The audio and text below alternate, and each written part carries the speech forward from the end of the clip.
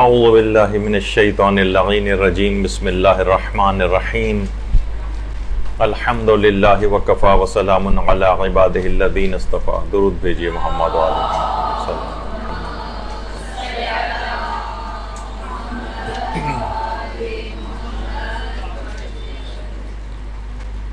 کیونکہ رمضان شروع ہو چکا ہے اور رمضان میں انتہائی اہم ترین چیز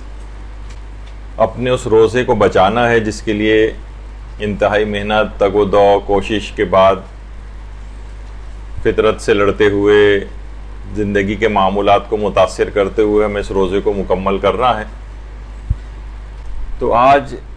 1-2 گھنٹے کی کلاس میں جتنی بھی تیز رفتاری کے ساتھ ہم ایک سرسری سا جائزہ، بہت کامن عام طور پر پیش آنے والے مسائل جو روزے سے متعلق ہیں، رمضان سے متعلق ہیں، وہ آپ کی خدمت میں پیش کریں گے. دیکھیے، اتنی اہم ترین یہ عبادت ہے، پہلے تو اس کو کہ ہمیں واقعتاً اس کا احساس نہیں، کیونکہ بہت سی روایات میں یہ بات آئی ہے کہ مردے جو ہیں وہ حسرت کرتے ہیں. حضرت رسول خدا صلی اللہ علیہ وآلہ وسلم ارشاد فرماتے ہیں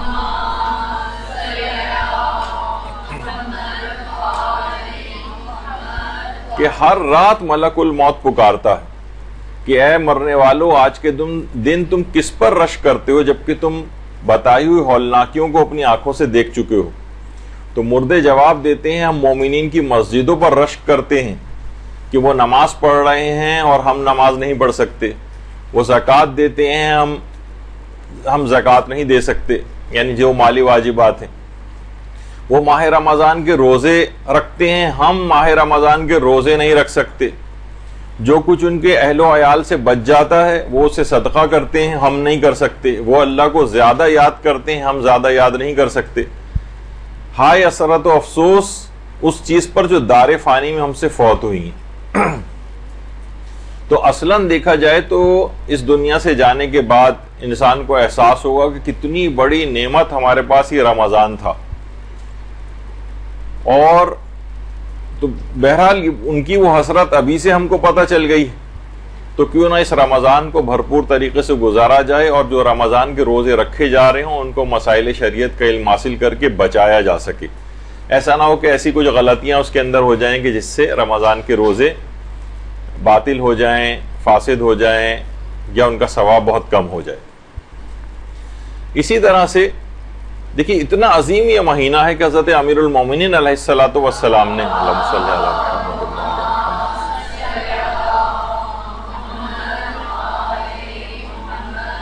ماہ رمضان کے پہلے ہی دن مسجد کوفہ میں جو خطبہ ارشاد فرمایا تھا، اس میں اللہ کی حمد و ثنا اور پیغمبر کے اوپر صلوات کے بعد یہ بات فرمائی تھی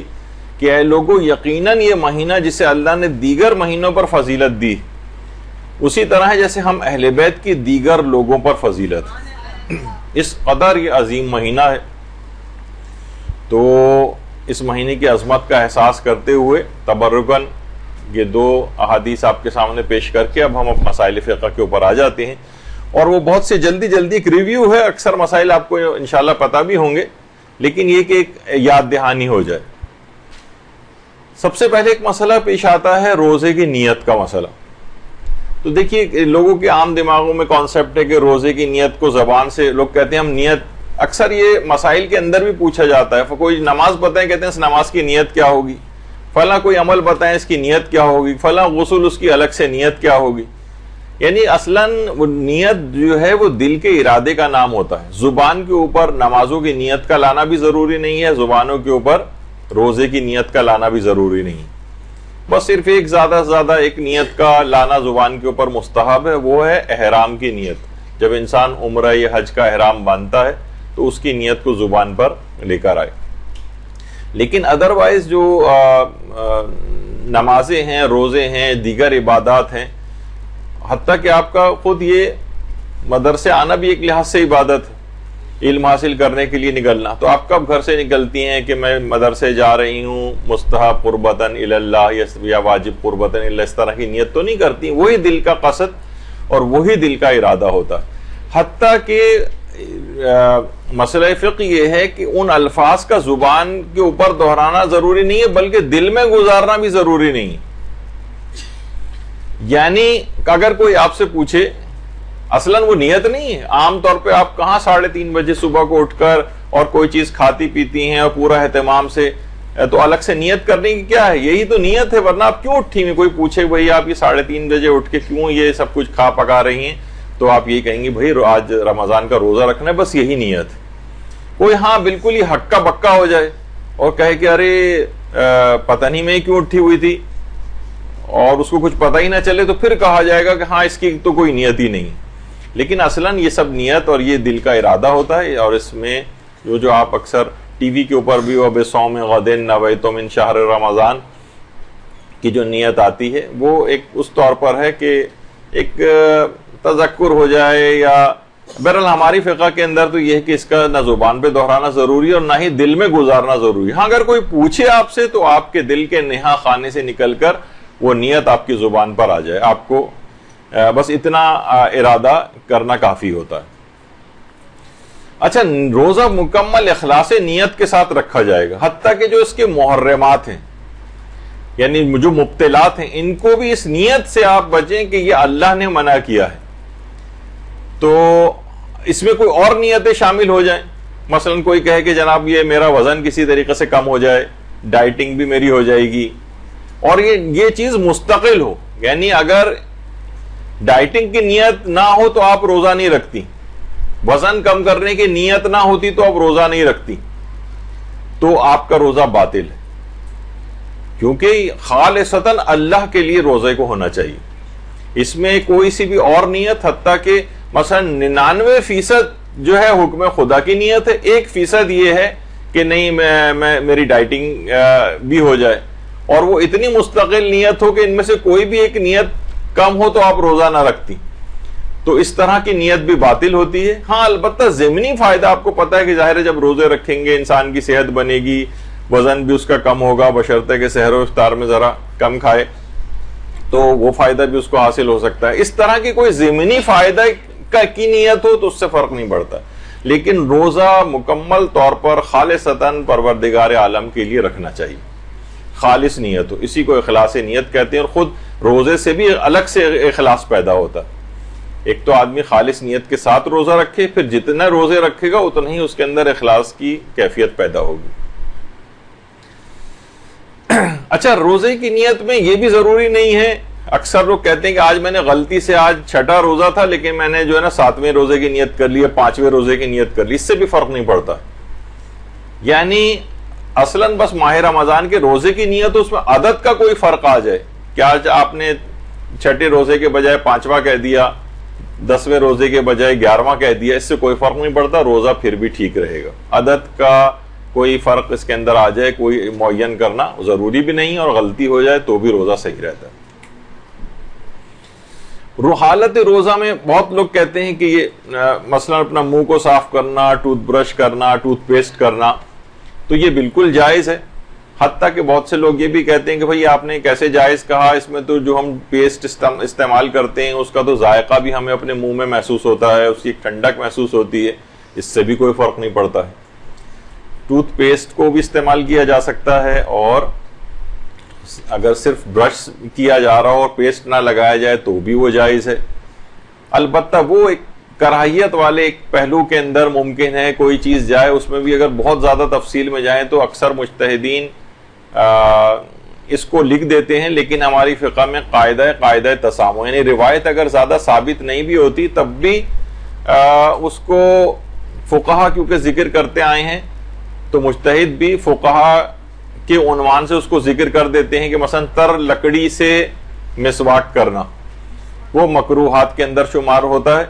یعنی لیکن اگر خشک ہے مثلا ٹوتھ برش، اور وہ اگر آپ اپنے منہ میں کریں اس سے فرق نہیں پڑتا ہے. بعد میں کلی کسی ضرورت کے تحت کی جائے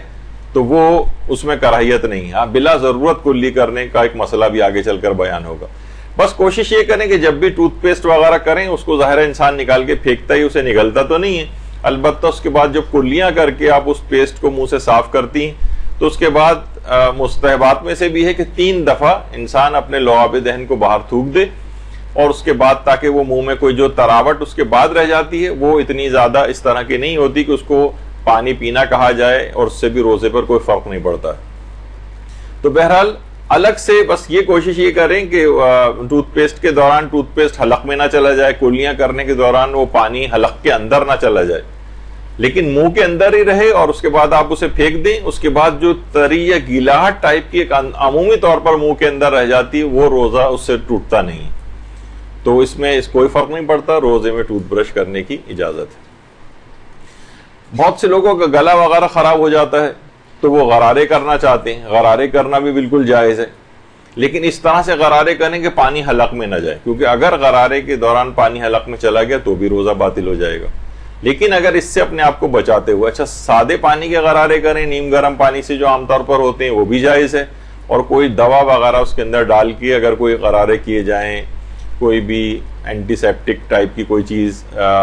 عام طور پر اینٹی بیکٹیریل وغیرہ اس کے اندر بہت سی کچھ اس طرح کی چیزیں آتی ہیں جو اس کے قطرے وغیرہ ڈال کے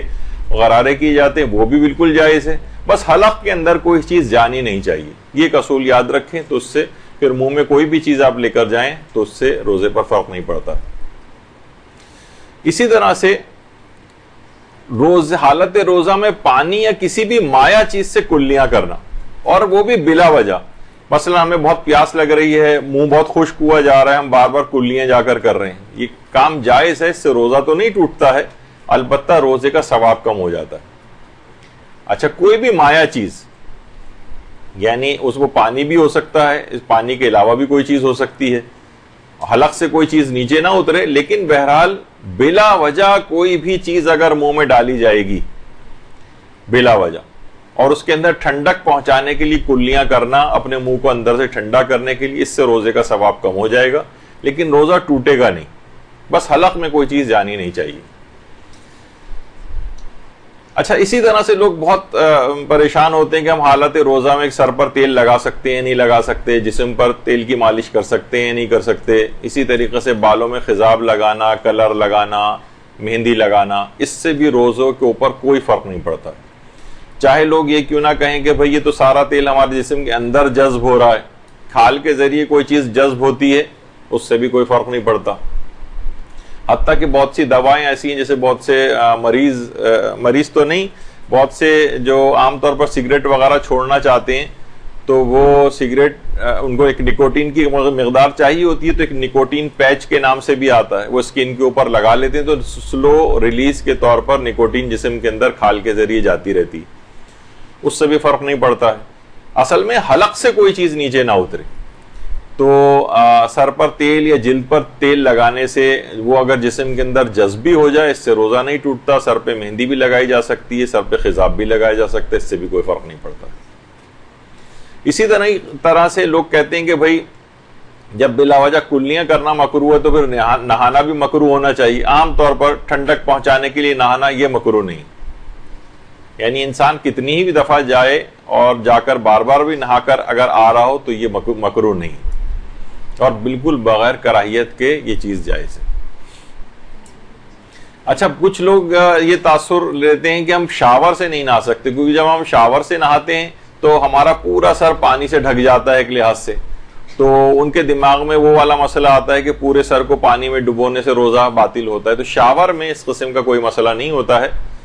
وہ ابھی آگے چل کر آئے گا کہ تیراکی وغیرہ میں اگر کر رہے ہوں یا مثلا سوئمنگ پول کے اندر نہا رہے ہوں تو اس وقت کا ایک مسئلہ اختلاف مراجع کے ساتھ ابھی آگے آئے گا، لیکن شاور سے عمومی طور پر نہانے سے کوئی فرق نہیں پڑتا ہے۔ پورا سر بھی اگر اس کا جو پانی جا رہا ہے، اول تو پورے سر اس طرح سے پانی کے اندر ڈوبتا نہیں ہے، تو اس سے کوئی فرق نہیں پڑتا، حتیٰ کہ مکروہ بھی نہیں۔ اچھا بہت سے لوگ اس پہ بھی پریشان ہوتے ہیں کہ حالت روزہ میں، بلکہ بہت سارے لوگوں کا یہ کہ عطر لگانے سے یا عطر کو سونگھنے سے روزہ باطل ہو جاتا ہے، یا باطل نہیں ہوتا تو مکروہ تو ہو ہی جاتا ہے، جبکہ ایسا کچھ نہیں ہے۔ جتنے بھی عطریات ہیں روزے میں وہ استعمال بھی کیے جا سکتے ہیں، بلکہ باعث ثواب بھی ہے کچھ روایات کے اعتبار سے، اور خوشبو کا لگانا اور خوشبو لگا کے نماز پڑھنا وہ بھی آداب میں سے اور مستحبات وغیرہ میں سے۔ تو روزے دار عطر کو بھی استعمال کر سکتا ہے، اور الکوہل والے پرفیومز وغیرہ کا بھی استعمال کر سکتا ہے۔ عام طور پہ یہ ہوتا ہے لوگ بہت پریشان ہوتے ہیں کہ اس میں تو الکوہل ہے، تو یہ اگر ہم کپڑوں پر لگائیں گے، تو آیت اللہ سیستانی اور جو دیگر مراجع ہیں وہ سب اس بات کی اجازت دیتے ہیں یہ صنعتی الکوہل ہے، یہ نجس نہیں ہوتا، یہ پاک ہوتا ہے، تو اس کو کپڑوں پر لگا کر اور جسم کے اوپر لگا کر بھی نماز بھی پڑھی جا سکتی ہے، اور حالت روزہ میں بھی اس میں کوئی ممانعت نہیں ہے، کوئی فرق نہیں پڑتا۔ اچھا، لوگ کہتے ہیں کہ ہلکی خوشبو تو صحیح، لیکن بہت ہی تیز خوشبو عام طور پر، تو اس کو بھی لگانا یا اس کو بھی سونگھنا یہ بھی روزے کو باطل نہیں کرتا۔ خوشبو خواہ کتنی ہی تیز کیوں نہ ہو، اس کو لگانے سے روزے کے اوپر کوئی فرق نہیں پڑتا ہے، نہ روزہ باطل ہوتا ہے، نہ روزہ مکروہ ہوتا ہے، اور اس میں کوئی حرج نہیں ہے۔ تو یہ ایک دماغ میں رہے مسئلہ۔ اچھا، بہت سے لوگ عام طور پر ایک مسئلہ یہ ہے کہ خوشبودار گھاس کا اور خوشبودار جڑی بوٹیوں وغیرہ کا سونگھنا مکروہ، تو لوگ عام طور پر پھول سونگھنے میں بھی اس کو سمجھتے ہیں کہ اگر ہم پھول سونگھیں گے تو یہ روزے میں مکروہ ہے، تو پھول سونگھنا یا عطر سونگھنا یا پرفیوم وغیرہ سونگھنا یہ مکروہ نہیں ہے، اور یہ فقط خوشبودار گھاس اور خوشبودار جڑی بوٹیوں کا مسئلہ ہے۔ دیکھیے، جب بھی مکروہات یا جب بھی آپ وہ چیز پڑھتی ہیں تو آپ خود سے قیاس نہیں کر سکتے اس کے اوپر۔ جیسے بہت سے لوگوں نے اس پہ قیاس کرنا شروع کر دیا کہ جب کلیاں ٹھنڈے پانی سے کرنا، یعنی اپنے منہ کو ٹھنڈک پہنچانے کے لیے اگر ہم کر رہے ہیں بلا وجہ، تو اسی طریقے سے بلا وجہ نہانا بھی مکروہ ہونا چاہیے، یہ قیاس ہے۔ اسی طریقے سے خوشبودار گھاس اور جڑی بوٹیوں کا جو تذکرہ ہے تو فقط اسی کی حد تک یہ چیز رہے گی، اور دوسری خوشبودار چیزوں کے اوپر مسئلہ نہیں جائے گا۔ تو پھول سونگھنا یہ الگ سے لکھ کر بھی آیت اللہ سیستانی کے آفس کے لحاظ سے بھی معلوم کر لیا گیا، تو وہاں سے بھی انہوں نے کہا کہ پھول سونگھنا یہ کراہیت نہیں ہے، البتہ خوشبودار گھاس کو سونگھنا یا خوشبودار جڑی بوٹیاں وغیرہ سونگھنا یہ مکروہ ہے۔ اچھا، اب منہ میں ظاہر ہے لعاب دہن پیدا ہوتا ہے، اور حالت روزہ میں جان بوجھ کر انسان اگر اب تھوک کو نگلے تو اس سے بھی روزے پر کوئی فرق نہیں پڑتا۔ لوگ عام طور پر یہ ہوتا ہے، بہت سے لوگ حالت روزہ میں بار بار جا کر تھوک رہے ہیں، بار بار باتھ روم جا رہے ہیں، بیسن میں جا رہے ہیں، تو اس کی کوئی ضرورت نہیں ہے، اور اس سے روزے پر کوئی فرق نہیں پڑتا۔ اچھا، اسی طرح اگر کوئی لذیذ چیز دیکھ کر منہ میں پانی بھرائے، جیسے ابھی آپ کے ساتھ ہو رہا ہے، تو اس سے بھی روزہ باطل نہیں ہوتا۔ مثلا بعض اوقات کسی کھٹی چیز کو دیکھ کر یا مثلا سونگ کر یا کسی لذیذ چیز کا تصور دماغ میں ہم لے کر آئیں اور منہ میں پانی بھر آئے، ایک تو ہوتا ہے کہ نارمل لعاب دہن، اور ایک ہوتا ہے کہ نہیں، ان وجوہات کی بنا پر منہ میں پانی بھر آ رہا ہے اور ہم گھٹا گھٹ اس کو پی رہے ہیں، اس سے بھی کوئی فرق نہیں پڑتا ہے، روزہ بالکل آپ کا صحیح رہے گا، نہ باطل ہوگا نہ مکروہ ہوگا، کوئی فرق نہیں پڑتا ہے۔ اسی طرح سے ہاں، انسان اگر پیاس کی وجہ سے کلی کرے، یعنی پانی منہ میں گھمائے اور بے اختیار حلق سے پانی نیچے چلا جائے، تو اس روزے کو بھی مکمل کرنا ہوگا، اور بعد رمضان اس روزے کی قضا بھی کرنا پڑے گی۔ ہاں، روزے جب حالت روزہ میں جب آپ وضو کرتی ہیں اپنی نمازوں کے لیے، تو اس میں جو کلی کرتی ہیں اس میں اگر بے اختیار پانی چلا جائے تو اس سے روزے پر فرق نہیں پڑتا۔ یہ اس وقت کی بات ہے جب آپ پیاس کی وجہ سے کلی کریں یا منہ کو ٹھنڈک پہنچانے کے لیے کلیاں کر رہی ہیں آپ، اور بے اختیار پانی حلق سے نیچے چلا گیا، تو روزہ ٹوٹ جائے گا۔ لیکن کیا ہے کہ اس میں آپ کو اس دن پورا امساک کرنا پڑے گا، یعنی تمام روزہ توڑنے والی چیزوں سے بھی اپنے آپ کو بچانا ہے، اور بعد رمضان اس روزے کی قضا بھی کرنی۔ بہت احتیاط کے ساتھ اگر کوئی کلیاں کر رہا ہے تو پانی حلق میں جانا نہیں چاہیے۔ غلطی سے بھی اگر ایسا ہو گیا تو روزہ اس کو بھی مکمل کریں اور بعد رمضان قضا بھی کریں۔ ہاں، صرف وضو میں جو کلیاں کی جاتی ہیں اس سے فرق نہیں پڑتا ہے، وضو میں آپ کلیاں کر سکتی ہیں، اور اس میں بے اختیار اچانک سے پانی حلق کے اندر چلا گیا، وہ مبطل روزہ نہیں، اس سے روزہ بھی نہیں ٹوٹتا ہے، بعد رمضان کوئی قضا وضا بھی نہیں کرنا ہے۔ بلکہ بعض مراجع تو وضو میں بھی دو حصوں میں تقسیم کرتے تھے۔ ایک ہوتا ہے واجب نماز کے لیے وضو کرنا، جس میں مرحوم آیت اللہ خوئی شامل تھے۔ آیت اللہ سیستانی نے واجب وضو اور مستحب وضو کی کوئی الگ الگ نہیں کیا اس کو، اور کہا کہ وضو میں اگر جو کلی کرتا ہے اس میں بے اختیار چلا جائے تو نہیں ٹوٹتا ہے۔ لیکن آیت اللہ خوئی کہتے تھے واجب نماز کے لیے جو وضو کر رہے ہیں اس میں پانی چلا جائے تو نہیں ٹوٹتا ہے اگر غلطی سے ایسا ہو جائے، لیکن اگر آپ مستحب وضو کر رہے ہیں، ایسے ہی پاک ہونے کے لیے کر رہے ہیں، آپ کے لیے کوئی ضروری نہیں ہے کہ آپ وضو کرتے، لیکن آپ تو اس میں اگر کلی کرنے کے درمیان پانی چلا گیا تو وہ فرماتے تھے کہ نہیں اس کو بھی مکمل کر کے بعد رمضان اس کی بھی قضا کرنی پڑے گی. لیکن بہرحال یہ میں نے اس میں مجتہدین کا ایک اختلاف تھا، تو عام طور پر کلی کرنے میں یہ والی احتیاط کی جائے. اچھا، اب ایک مسئلہ یہ بھی ہے کہ بہت سے لوگ فوراً، کیونکہ بہت کامن پیش آنے والے، ہم جلدی جلدی مسئلوں کو مکمل کر رہے ہیں، اس میں بہت سی تفصیل میں جا بھی نہیں رہے، لیکن ایک ریویو ہو جائے تاکہ ایک سرسری جائزہ. کوئی شخص اگر کھا پی رہا ہے بھول کر تو اس کو بتانا واجب نہیں. دیکھیے کتنی چیزیں ایسی ہیں کہ جو واجب نہیں ہوتی. کتنے علماء سے پوچھا گیا، مثلا کوئی قاری قرآن اگر قرات قرآن کر رہا ہے اور وہ کوئی غلطیاں کر رہا ہے تو ہمیں کیا بتانا واجب ہے؟ تو علماء نے کہا نہیں، بتانا واجب نہیں. اسی طریقے سے اگر کوئی شخص بھولے سے کھا پی رہا ہے اس کو بتانا واجب نہیں، حتیٰ کہ بعض اوقات اس کو پتا نہیں ہے کہ فلاں چیز نجس ہے اور وہ کھا پی رہا ہے، اس کو بھی بتانا واجب نہیں. کوئی شخص نے مثلا کسی کے کپڑوں پر کوئی نجاست گر گئی، ہمیں پتا ہے کہ اس کے کپڑے پہ پیشاب کی نجاست گری ہے، یا جس جگہ پہ بیٹھا ہوا تھا جگہ گیلی تھی، ایک بچہ پیشاب کر کے گیا تھا، یہ بیٹھ گیا، یہ سوچا رہا تھا کہ شاید پانی وغیرہ پڑا ہوا ہے، ہمیں بتانا واجب نہیں. ارے یہ تو پیشاب تھا، آپ جا کے پاک کیجیے، اس کو زحمت میں ڈالنے کی واجب نہیں ہے. اس سے مراد یہ نہیں کہ حرام ہے، بتا سکتے ہیں لیکن واجب نہیں ہے آپ پر بتانا. اسی طریقے سے اگر کوئی شخص بھول کر کھا پی رہا ہے تو اس کو بھی بتانا واجب نہیں. اسی طریقے سے مثلا اگر کوئی نماز فجر کا ٹائم ہے اور گھر میں کوئی پڑا ہوا سو رہا ہے اور وہ عام طور پر اٹھ کے نماز پڑھتا ہے لیکن آج نیند کا غلبہ زیادہ ہے، اس کو اٹھانا بھی واجب نہیں. ہاں اگر کوئی یہ کہہ کے سویا ہے کہ بھائی میں اب کل بہت تھکا ہوں، میں نماز فجر کے لیے مجھے نہیں اٹھانا، اس کو ضرور اٹھائیے جا کر. وجہ اس کی یہ کہ یہ گناہ کے ارادے کے ساتھ سویا ہوا ہے، اور وہ جو ہے اس کو ہم کہتے ہیں کہ شبہ موضوعیہ میں سویا ہوا ہے اور حالت نیند میں ہے، نیند کا غلبہ زیادہ ہے، اسے اٹھانا واجب نہیں. تو بہت سی چیزیں، اس کی بہت سی مثالیں، ابھی میں پھر بہت زیادہ طویل بات ہو جائے گی. تو بہرحال یہ کہ مومن اگر کوئی حالت روزہ میں بھول کر کھا پی رہا ہو تو اسے بتانا یا روکنا واجب نہیں ہے، اسے کھانے دیجیے، اور آپ پر یہ لازم نہیں ہے کہ اسے آپ روکیں. اچھا، اب ایک مسئلہ آتا ہے خون کا عطیہ دینے کا مسئلہ. کیا حالت روزہ میں خون ڈونیٹ کر سکتے ہیں کسی کو؟ تو جواب ہے کہ جی ہاں، جائز ہے، خون کا عطیہ دینا جائز ہے. اچھا، البتہ اگر خون کا عطیہ دینا کمزوری کا سبب ہو، یعنی ویکنس ہو رہی ہے، اس سے بہت معمولی ویکنس ہو تو وہ تو شاید اتنی کاؤنٹ نہ ہو، لیکن زیادہ کمزوری اگر ہو رہی ہے تو پھر خون کا دینا مکروہ. ہاں لیکن اگر کسی کی بالکل ہم ہاسپٹل میں گئے ہوئے ہیں، کوئی ہمارا عزیز زخمی ہو گیا اور فوری طور پر خون کی ضرورت ہے اور ورنہ اس کی جان چلی جائے گی اگر خون نہیں دیا، تو اس وقت تو ظاہر ایک جان بچانی واجب ہے، تو اس مکروہ کام کا خیال نہیں کیا جائے گا، بلکہ ہو سکتا ہے کہ خون کا عطیہ دینا اس وقت واجب بھی ہو جائے.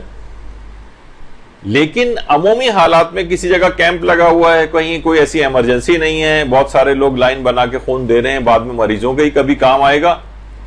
اور خون دینا کمزوری کا سبب ہو رہا ہو، ویکنس کا سبب ہو، تو پھر خون کا دینا مکروہ، حتیٰ کہ بلڈ ڈونیٹ کرنا بھی مکروہ ہوگا، یعنی عمومی حالات کے اندر. لیکن اگر بہت زیادہ ضرورت ہے، ایمرجنسی میں کہیں ضرورت پیش آ گئی ہے، یا کوئی زخمی سامنے ہی ہے اور اسی وقت اس کو ضرورت ہے، تو پھر اس کا ایک مسئلہ الگ ہے، اس وقت پھر اس مکروہ وغیرہ کا خیال نہیں کیا جائے گا. اچھا، جس طرح سے خون دینا یا خون جسم سے اس طرح سے نکالنا، اصلاً آج کل ایک طریقہ علاج ہجامہ بھی رائج ہو گیا ہے، کپنگ جس کو کہتے ہیں، جس میں سے خون نکالا جاتا ہے جسم سے. تو کپنگ کے ذریعے، ہجامہ کے ذریعے، وہ بھی اگر اس کا خون کا نکلنا کمزوری کا سبب ہو تو وہ کام مکروہ ہو جاتا ہے اگر ہجامہ کروایا جائے، کہ بلکہ ہر وہ کام کرنا جس سے جسم سے خون نکلے. اچھا، اب ایک مسئلہ یہ ہے، وہ ہے حالت روزہ میں نزلہ کھانسی بھی ہوتا ہے اور جسم میں بلغم بھی پیدا ہو رہا ہوتا ہے حلق میں، تو اس کو نگلنے کا کیا مسئلہ ہے؟ دیکھیے عام طور پر تو یہ ہے کہ جیسے دماغ سے، جسے کہا جاتا ہے، ویسے تو دماغ میں کوئی نہیں ہوتا، لیکن جس طرح سے عام طور پر ایک کانسیپٹ ہوتا ہے کہ دماغ سے یا سینے کا بلغم ویسے ہی آدمی نگل لے اور وہ منہ کی فضا میں نہ آئے، تو سارے مجتہدین اس کو کہتے ہیں کہ یہ تو کام جائز.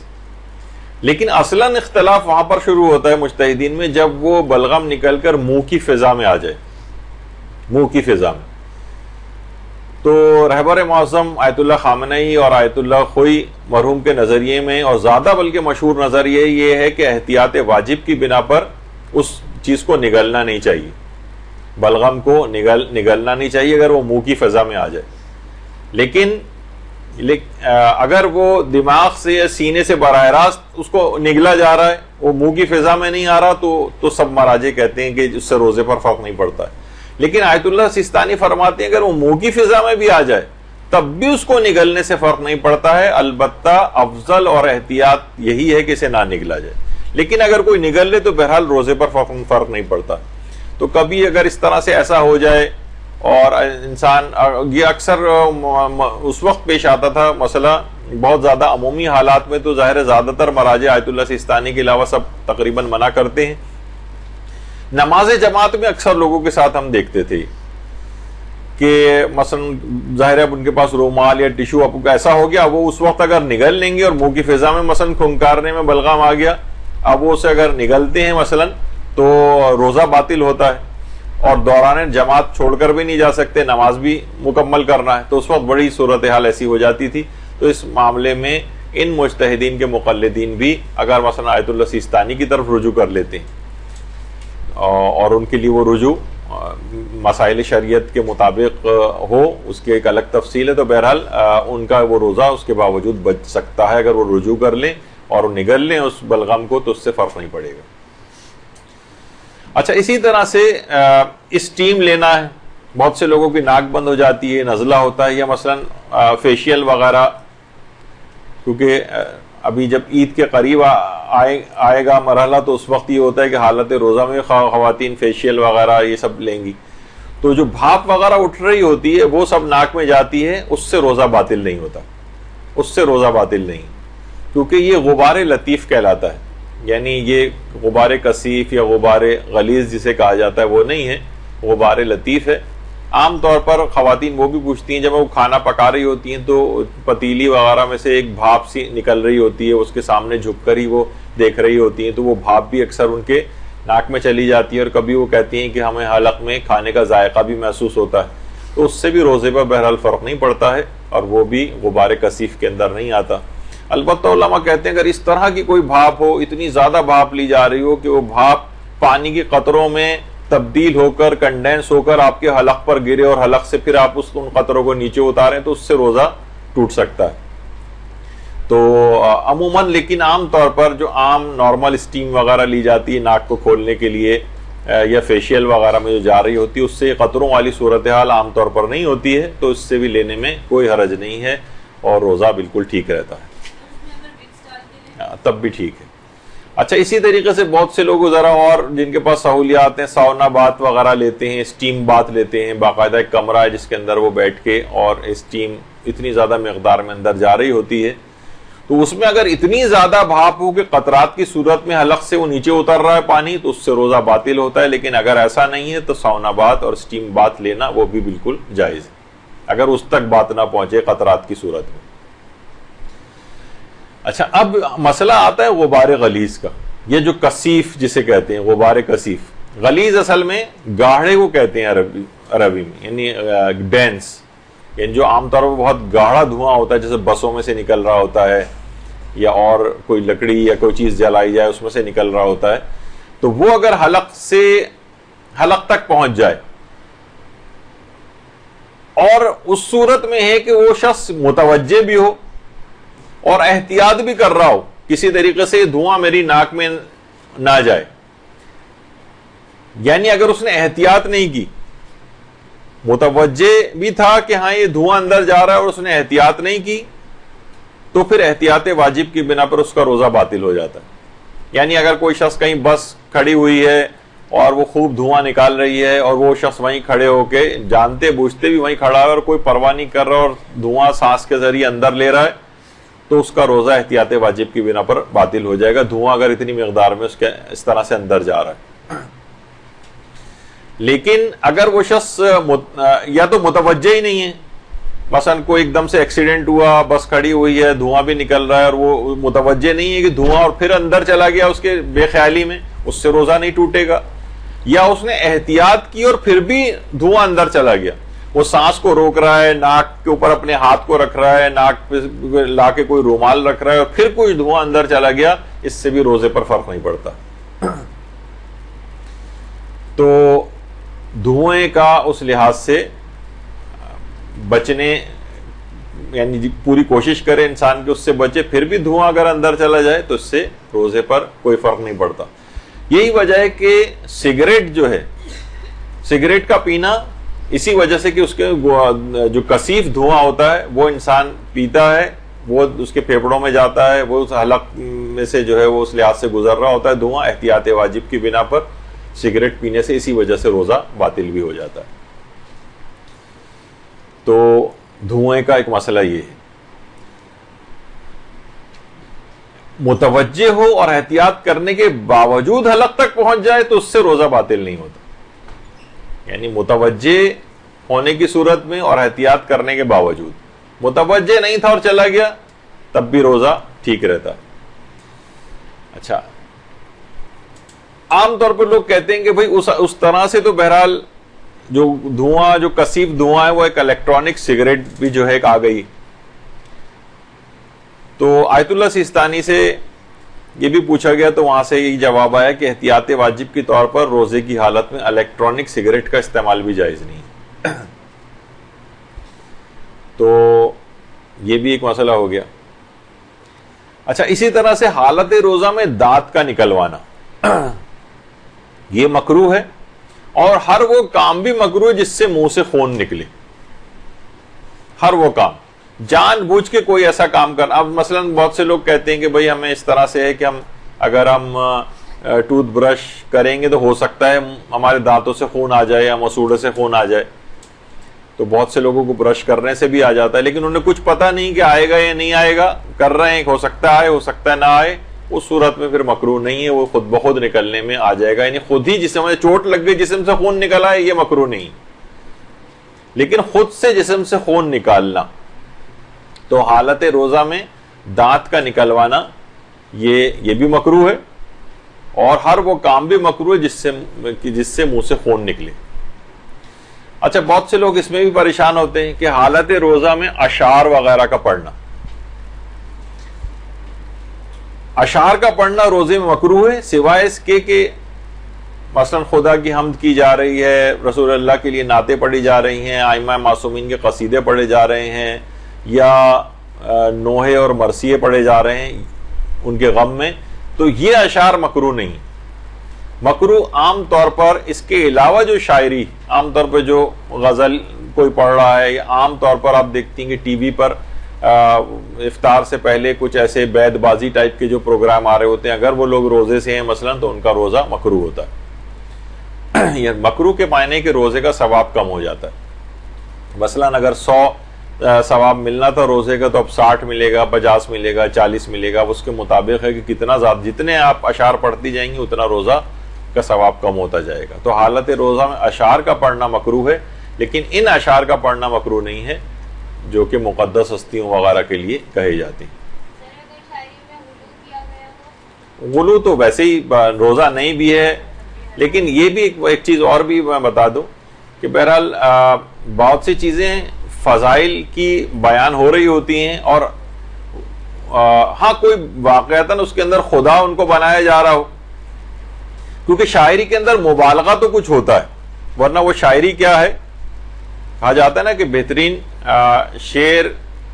اسی کو کہا جاتا ہے، رہبر معظم اپنے ایک خطاب کے اندر بھی اس کو بیان کیا ہے کہ بہترین شعر اسی کو کہا جاتا ہے کہ جس کے اندر جھوٹ سب سے زیادہ ہو، تو مبالغہ اسی کو کہتے ہیں عام طور پر، ورنہ شاعری کے اندر تو بغیر مبالغے کی کوئی شاعری نہیں ہو سکتی۔ تو اب ظاہر شاعری میں مثلا کسی کو جو ہے وہ چاند سے تشبیہ دی جا رہی ہوتی ہے، کسی کو سورج سے مثلا تشبیہ دی جا رہی ہے، مبالغہ تو ہے ایک لحاظ سے۔ تو مبالغے کے اندر اصلا جو جھوٹ کے جن مقامات پر جائز ہے اس میں محاورہ اور مبالغہ بھی، محاورے کے اندر جھوٹ بولنا، مثلا کوئی کہہ کہ جناب وہ فلاں تو جو ہے شیر کی مانند ہے، تو آپ کہیں کہ کہاں یہ شیر، اس کی 4 ہاتھ پاؤں پہ چلنے والا جانور شیر ہوتا ہے، تو یہ کیا ہے؟ یہ مبالغہ ہے، یہ محاورہ ہے مثلا۔ تو وہ اس لحاظ سے اشعار کے اندر اس کی اجازت ہوتی ہے. اور لیکن بہت سی چیزیں ایسی ہیں جو پکی غالیانہ ہو، جس کے اندر پورا یہ ثابت کیا جا رہا ہو کہ یہی خدا ہے، تو یقیناً وہ تو روزہ ہو یا نہ ہو ہر صورت میں اس طرح کے اشعار کہنے کی اجازت نہیں ہے. لیکن بہرحال یہ کہ عموماً شاعری کے اندر جو فضائل وغیرہ بیان ہو رہے ہوتے ہیں اس سے فرق نہیں پڑتا، اور اس کو غلو نہیں کہا جائے گا، سننے سے بھی فرق نہیں پڑتا ہے. حالت روزہ میں آنکھوں میں سرما لگانا بھی جائز ہے، لیکن اس کا بو یا اس کا کوئی ذائقہ وغیرہ اگر حلق تک پہنچ رہا ہو تو پھر مکروہ ہوتا ہے. حالت روزہ میں سرما لگانا، اب پتہ نہیں خواتین سرمے کے علاوہ تو اور چیزیں سب لگاتی ہوں، آپ کو پتا ہوں گی، لیکن سرما لگانے کے متعلق، اچھا سرما اور کاجل یا مسکارے وغیرہ جو ہیں، یہ ایک سرمے کی الگ سے ایک استثناء بھی آئی ہے، لیکن اس کو جو دیگر اور چیزیں ہیں جیسے کاجل ہے یا مثلا مسکارا وغیرہ ٹائپ کی چیزیں ہیں جو جن کا مجھے بالکل بھی علم نہیں کہ کیا ہوتی ہیں، بس نام سنا ہوا ہے. تو بہرحال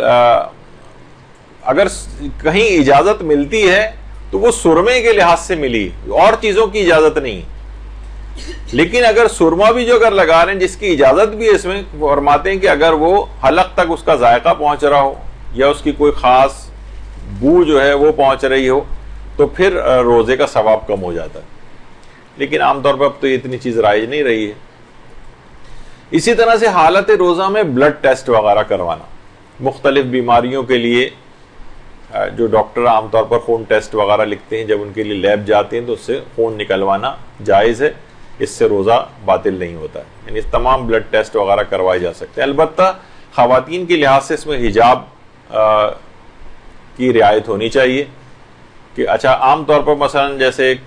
کوہنی کے جوڑ کے پاس سے آگے کا جو حصہ ہوتا ہے وہاں سے اگر خون نکالا جا رہا ہے تو خواتین پورا ہاتھ کھول کے اس کے سامنے رکھ دیتی ہیں.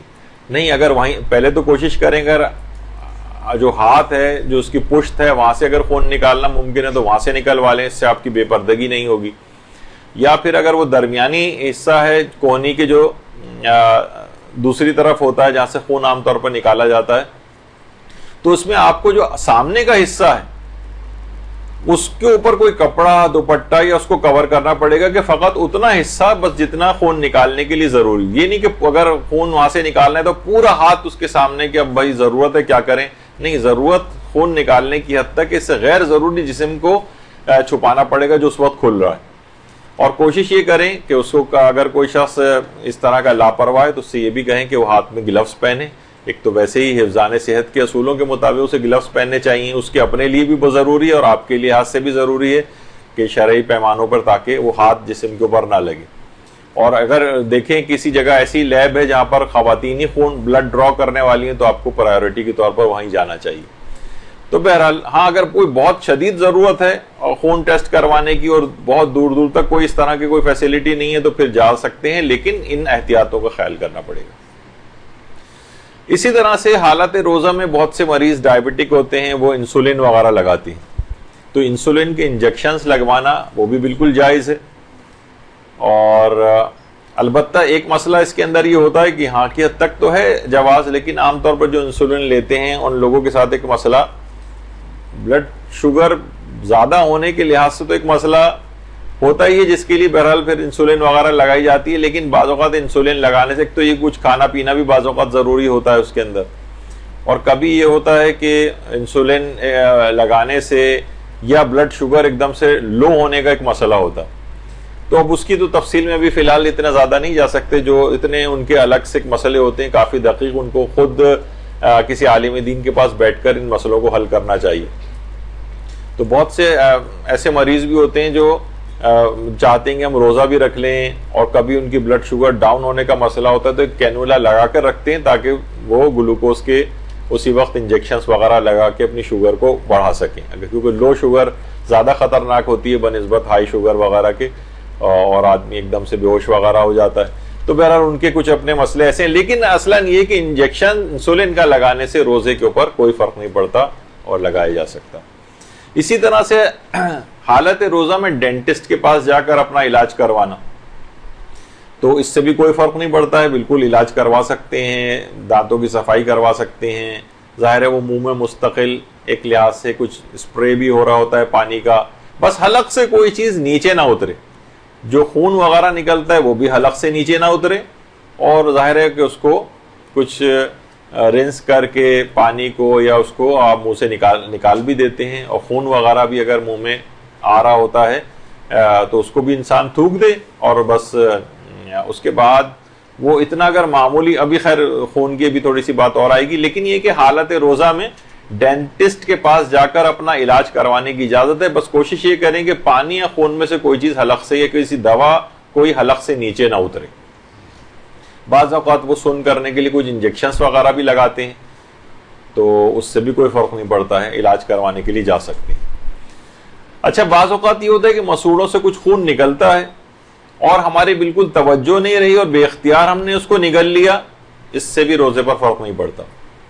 لیکن کبھی یہ بھی ہوتا ہے کہ خون اتنا معمولی مقدار میں ہوتا ہے کہ وہ تھوک میں گھل مل کر ختم ہو جاتا ہے، اور پھر انسان اس کو نگل لے تو اس سے بھی روزے پر فرق نہیں پڑتا. مثلا اس نے خون کو تھوک دیا، لیکن پھر بھی ہلکا سا خون منہ میں آیا، لیکن اس طرح سے آیا کہ وہ تھوک میں گھل مل کے بالکل ختم ہو گیا. اب منہ کو اندر سے پانی سے پاک کرنا بھی اس لحاظ سے واجب نہیں ہوتا اگر اتنی معمولی مقدار، یعنی بس انسان اس کو تھوک دے تو منہ کو الگ سے پانی سے پاک کرنا بھی واجب نہیں اگر اتنی معمولی مقدار تھی اس خون کی کہ وہ گھل مل کر ختم ہو گئی اس میں. تو بہرحال اور اس کے بعد ظاہر ہے اس لعاب کو جو کہ اس میں ختم ہو چکا تھا خون، اب اس کو اگر وہ نگل رہا ہے، اس سے بھی روزے پر فرق نہیں پڑتا ہے. اچھا، اسی طرح سے حالت روزہ میں اگر کسی کو کمزوری ہو جائے، دوا کی جو ڈرپس ہوتی ہیں وہ تو سب لگوانے کی اجازت ہے. البتہ غذائی کمی کو دور کرنے کے لیے، طاقت وغیرہ کے لیے اگر کوئی شخص ڈرپ لگوائے تو آیت اللہ خوئی اور آیت اللہ سیستانی کے فتوے میں جائز ہے، لیکن امام خمینی اور رہبر معظم فرماتے تھے کہ احتیاط واجب کی بنا پر طاقت والی جو چیزیں ہیں جو غذائی کمی کو دور کرنے کے لیے انہیں روزے کی حالت میں نہ لگوائے جائے. جیسے طاقت کے مثلا کوئی انجیکشنز لگوائے اگر، تو آغا سیستانی کہتے ہیں جائز، لیکن آغا رہبر یا امام خمینی وغیرہ وہ کہتے تھے کہ احتیاط واجب کی بنا پر اس سے اجتناب کرنا چاہیے. تو وہ اگر آیت اللہ خامنئی کے مقلدین آیت اللہ سیستانی کی طرف اس مسئلے میں رجوع کر لیں تو وہ بھی ڈرپ وغیرہ لگوا سکتے ہیں، گلوکوز کی بھی لگوا سکتے ہیں، یا کوئی اور اس طرح سے غذائی کمی کو دور کرنے کے لیے جو ہوتی ہیں، یا طاقت کے انجیکشنز بھی. تو جیسے طاقت کے جو انجیکشن ہے وہی والا مسئلہ، چاہے وہ ڈرپ ہو یا طاقت کے انجیکشنز ہوں، آغا سیستانی اس کو جائز قرار دیتے ہیں اور رہبر معظم اس کو احتیاط واجب کی بنا پر جائز نہیں کہتے، اور رجوع کی گنجائش اس کے اندر بھی موجود ہے. اچھا، اب آ جائیے آنکھوں میں دوا ڈالنے کا مسئلہ. آنکھوں میں دوا ڈالنا بھی بالکل جائز ہے، چاہے اس کا ذائقہ آپ کو حلق میں محسوس ہی کیوں نہ ہو. آنکھ میں دوا ڈالنے کی بالکل اجازت ہے، کان میں دوا ڈالنے کی بھی بالکل اجازت ہے. اچھا، ناک میں اگر کوئی دوا ڈال رہے ہیں تو ناک میں اگر کوئی دوا ڈالی جا رہی، ناک بند ہے اور قطروں کی صورت میں ڈال رہے ہیں تو قطرے تو ایک دم سے پھسل کے آپ کے حلق کے اندر جاتے ہیں، تو اس کو تو اجتناب کیا جائے. اگر قطرات کی صورت میں اس طرح سے تو وہ تو ایک دم سے حلق میں جائے گا. ہاں، البتہ اگر اسپرے کی صورت میں ہے تو اسپرے میں اس طرح سے وہ نہیں ہوتا ہے کہ وہ باقاعدہ قطرات کی صورت میں حلق سے گزر رہا ہو. اگرچہ اس کا کچھ ذائقہ اس دوا کا جو ہے وہ منہ میں محسوس ہوتا ہے ہمیں بعد میں، لیکن یہ کہ عام طور پر اسپرے وغیرہ جو ہوتے ہیں اس سے روزے پر فرق نہیں پڑتا ہے. بس دوا کوئی جو بھی ہو وہ حلق سے اس طرح سے نیچے نہیں اترنی چاہیے، چاہے منہ میں ذائقہ محسوس ہو. جیسے ابھی بات ہوئی تھی کہ ہم نے سب چیز منہ سے نکال کر پھینک دیے ٹوتھ پیسٹ، لیکن پھر بھی ٹوتھ پیسٹ کا ایک ذائقہ منہ میں محسوس ہوتا ہے، بعد تک محسوس ہوتا رہتا ہے وہ، تو اس سے فرق نہیں پڑتا ہے. تو فقط ذائقے کا محسوس ہونا فرق نہیں ڈالتا ہے، بس معیار یہ ہے کہ کوئی چیز حلق سے نیچے نہیں اترنی چاہیے. تو قطرات کی صورت میں ناک میں جیسے عام طور پر لیٹ کے جو قطرات ڈالے جاتے ہیں وہ ایک دم سے آپ کو خود ہی محسوس ہوگا گلے میں میرے قطرہ گیا ہے، حلق سے گزر گیا ہے. لیکن اسپرے بھی اگر لیٹ کے کریں گے تو ایک دم سے وہ قطرات کی صورت میں جائے گا، لیکن اپرائٹ ایک پوزیشن میں بیٹھ کر اور پھر جو اسپرے کیا جاتا ہے عام طور پر نہیں دیکھا گیا ہے کہ وہ قطرات کی صورت میں حلق سے نیچے اترے تو جائز ہے اس کا بھی. تو نہیں اس سے کوئی فرق نہیں پڑتا. ہاں آنکھ کا ایک تھوڑا سا جو پیسیج اور جو طریقہ کار ہے چیزوں کا وہ الگ ہے, اور حلق میں قطرات کی صورت ناک سے فوراً حلق میں اس طرح سے آپ خود کبھی پریکٹس بھی کر کے دیکھ سکتی ہیں. اس میں تو صرف ذائقہ محسوس ہو رہا ہے, لیکن باقاعدہ اس کے اندر یہ ہوتا ہے کہ یہ جی ہاں الگ سے ہوتا ہے. تو یہ ایک مسئلہ ہوا. اچھا اسی طرح سے روزے میں ظاہر ہے سحری بہت زوردار قسم کی ہم نے کی ہوئی تھی تو روزے میں ڈکار وغیرہ بھی آ سکتی ہے, تو جان بوجھ کے بھی روزے میں ڈکار لی جا سکتی ہے. البتہ اگر کوئی چیز منہ میں آ جائے غذا کے طور پر تو اسے جان بوجھ کر نگلنے کی اجازت نہیں. جان بوجھ کے اگر آپ نے اس کو نگل لیا, ہاں بے اختیار ڈکار آئی اور بے اختیار وہ واپس چلی گئی اندر, جو بھی غذا منہ میں آئی تھی وہ واپس حلق سے اتر گئی, تو اس سے بھی روزے پر فرق نہیں پڑتا ہے. ہاں جان بوجھ کر اسے نہیں نگلنا چاہیے, یہ ایک مسئلہ ہے. اچھا اگر روزے دار ڈکار لے اور کھائی ہوئی غذا میں سے کچھ اس کے منہ میں آ جائے تو ضروری ہے کہ اسے تھوک دے. جان بوجھ کر نکلے گا تو روزہ باطل ہے, اور وہ ضروری ہے اس کی قضا بھی کرے گا اور کفارہ بھی دے گا. جان بوجھ کے ایسے ہی جیسے آپ نے باہر سے کوئی چیز کھا لی, تو غذائی مواد کوئی بھی اگر نکل کے منہ میں اس طرح سے آیا تو جان بوجھ کر اسے نہیں نکل سکتے, اسے نکالنا ہی پڑے گا, باہر تھوکنا پڑے گا, ورنہ اگر جان بوجھ کر نکلا تو قضا اور کفارہ دونوں واجب ہو جائیں گے. اسی طریقے سے خواتین کے لحاظ سے کہ لپسٹک وغیرہ لگانا, تو اگر کوئی بیرونی رطوبت یا کوئی چیز حلق سے نیچے نہیں اتر رہی ہے, مثلا ہونٹوں پہ انہوں نے اپنے زبان پھیری اور اس کے جو ذرات یا لپسٹک کس طرح کی کوئی چیز ہے وہ بالکل حلق سے نیچے اتر رہی ہے, وہ ایک اس میں مسئلہ ہو سکتا ہے. لیکن عام طور پر صرف بیرونی حصے پہ ظاہر ہے کوئی چیز لگائی ہوئی ہے, یا یہ کہ اگر وہ منہ میں جا بھی رہی ہے بالفرض تو اتنی نہیں ہے, وہ یعنی جسے کہا جائے گھل مل کر ختم ہو جائے گی, وہ حلق سے اس طرح سے کوئی چیز اتر نہیں رہی ہے نیچے, تو حالت روزہ میں لپسٹک بھی لگائی جا سکتی ہے. البتہ وہ اس کا احتیاط کرنی پڑے گی کہ نامحرم کے سامنے حجاب کی مخالفت والا جو مسئلہ ہے وہ درپیش نہ ہو, کیونکہ نامحرم کے سامنے زینت کر کے جانا, لپسٹک لگا کے جانا یہ جائز نہیں, ورنہ پھر وہ ہوگا آپ کہیں بھائی ہم نے تو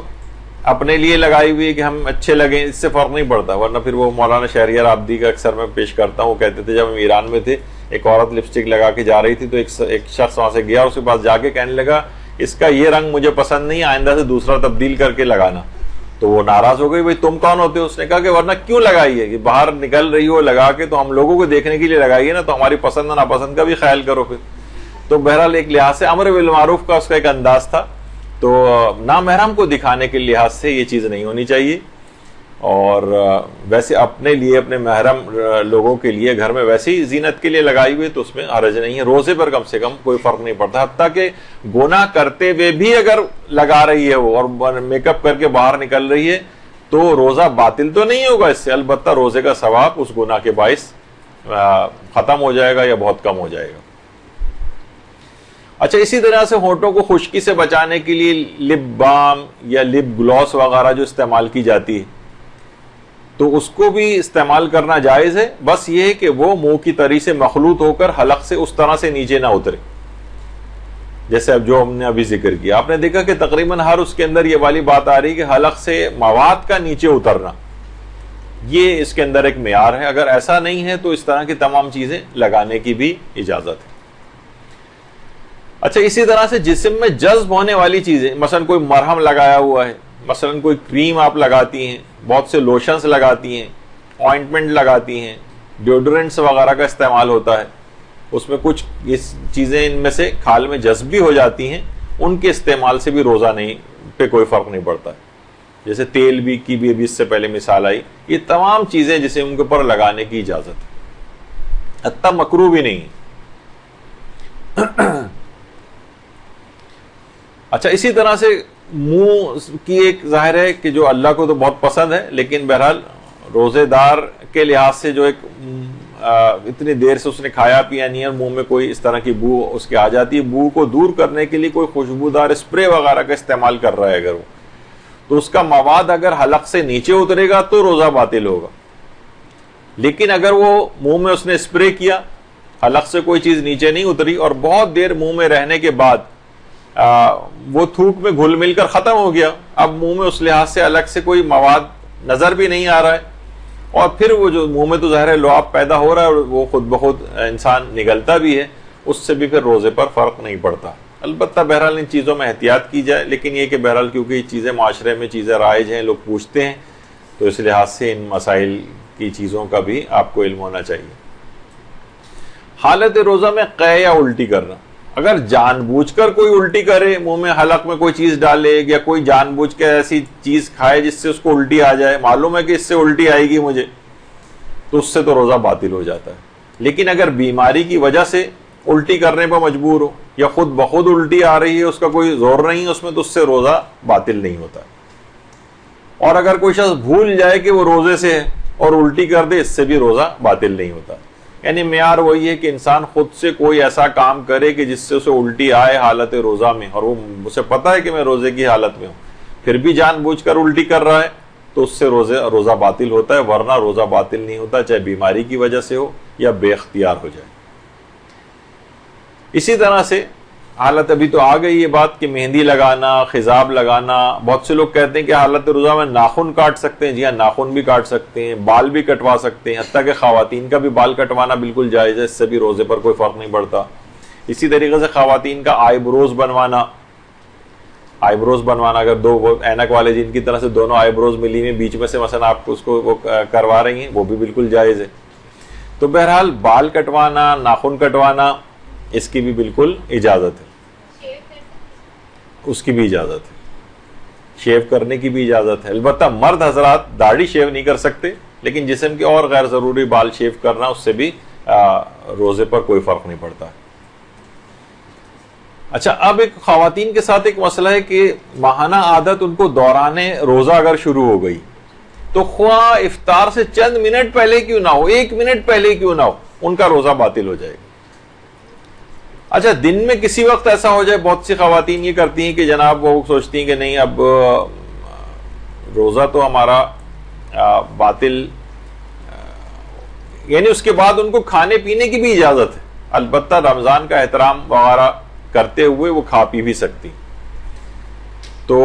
اور اس روزے کو افطار تک مکمل کرنا ضروری نہیں، قضا تو ظاہر ہے اس روزے کی کرنا ہی ہے،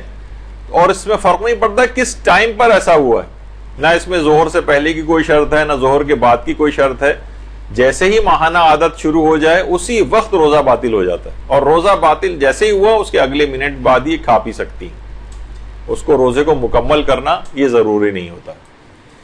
تو ایک مسئلہ اس کے اندر یہ ہوا. اچھا، لیکن پھر بھی اگر وہ چاہے کہ میں منافی روزہ کاموں سے اپنے آپ کو بچاؤں، وہ نہیں کھا پی رہی ہے، تو بھی امید ہے کہ انشاءاللہ اس کو ثواب ملے گا اپنے آپ کو اگر اس سے وہ بچا رہی ہے. لیکن بہرحال کھانے پینے کی اجازت اس کو مل گئی. آغا سیستانی سے بھی باقاعدہ پوچھا گیا تو انہوں نے یہی کہا کہ ثواب دینا ظاہر ہے تو اللہ کے ہاتھ میں ہے، اور ایک چیز بہتر بھی شمار کی گئی ہے ابھی آگے بھی چل کر، ایک روزہ تعدیب کے نام سے آتا ہے. اس میں کچھ افراد ہیں کہ جن پر روزہ واجب نہیں ہوتا بلکہ روزہ رکھ ہی نہیں سکتے، لیکن پھر بھی انہیں منافی روزہ کاموں سے اپنے آپ کو بچانا ہوتا ہے. اس میں ایک یہ والی عورت بھی ہے، ابھی آگے چل کر اس کا بھی ذکر آئے گا. تو بہرحال اگر ایسا کبھی ہو جائے تو اس کو کھانے پینے کی مکمل اجازت ہے، لیکن بہتر ہے کہ وہ اپنے آپ کو ان کاموں سے بچا لے. البتہ یہ تھا ماہانہ عادت جسے حیض کہا جاتا ہے، لیکن استحاضے کی جو الگ سے اقسام ہیں، ان کی تینوں اقسام میں آیت اللہ سیستانی کے نزدیک اس کو روزہ وہ رکھ سکتی، بلکہ روزہ رکھنا واجب ہے. حالت استحاضہ میں تو وہ خانہ کعبہ بھی جا سکتی ہے، طواف بھی کر سکتی ہے، نمازیں بھی پڑھے اس کے اوپر واجب رہتی ہیں، روزے بھی اس کے اوپر واجب رہتے ہیں. یعنی استحاضے کی تینوں اقسام، چاہے وہ قلیلہ ہو، متوسطہ ہو یا کثیرہ ہو. ابھی ہم اس کے احکام میں نہیں جا رہے، لیکن بہرحال آغا سیستانی کے نزدیک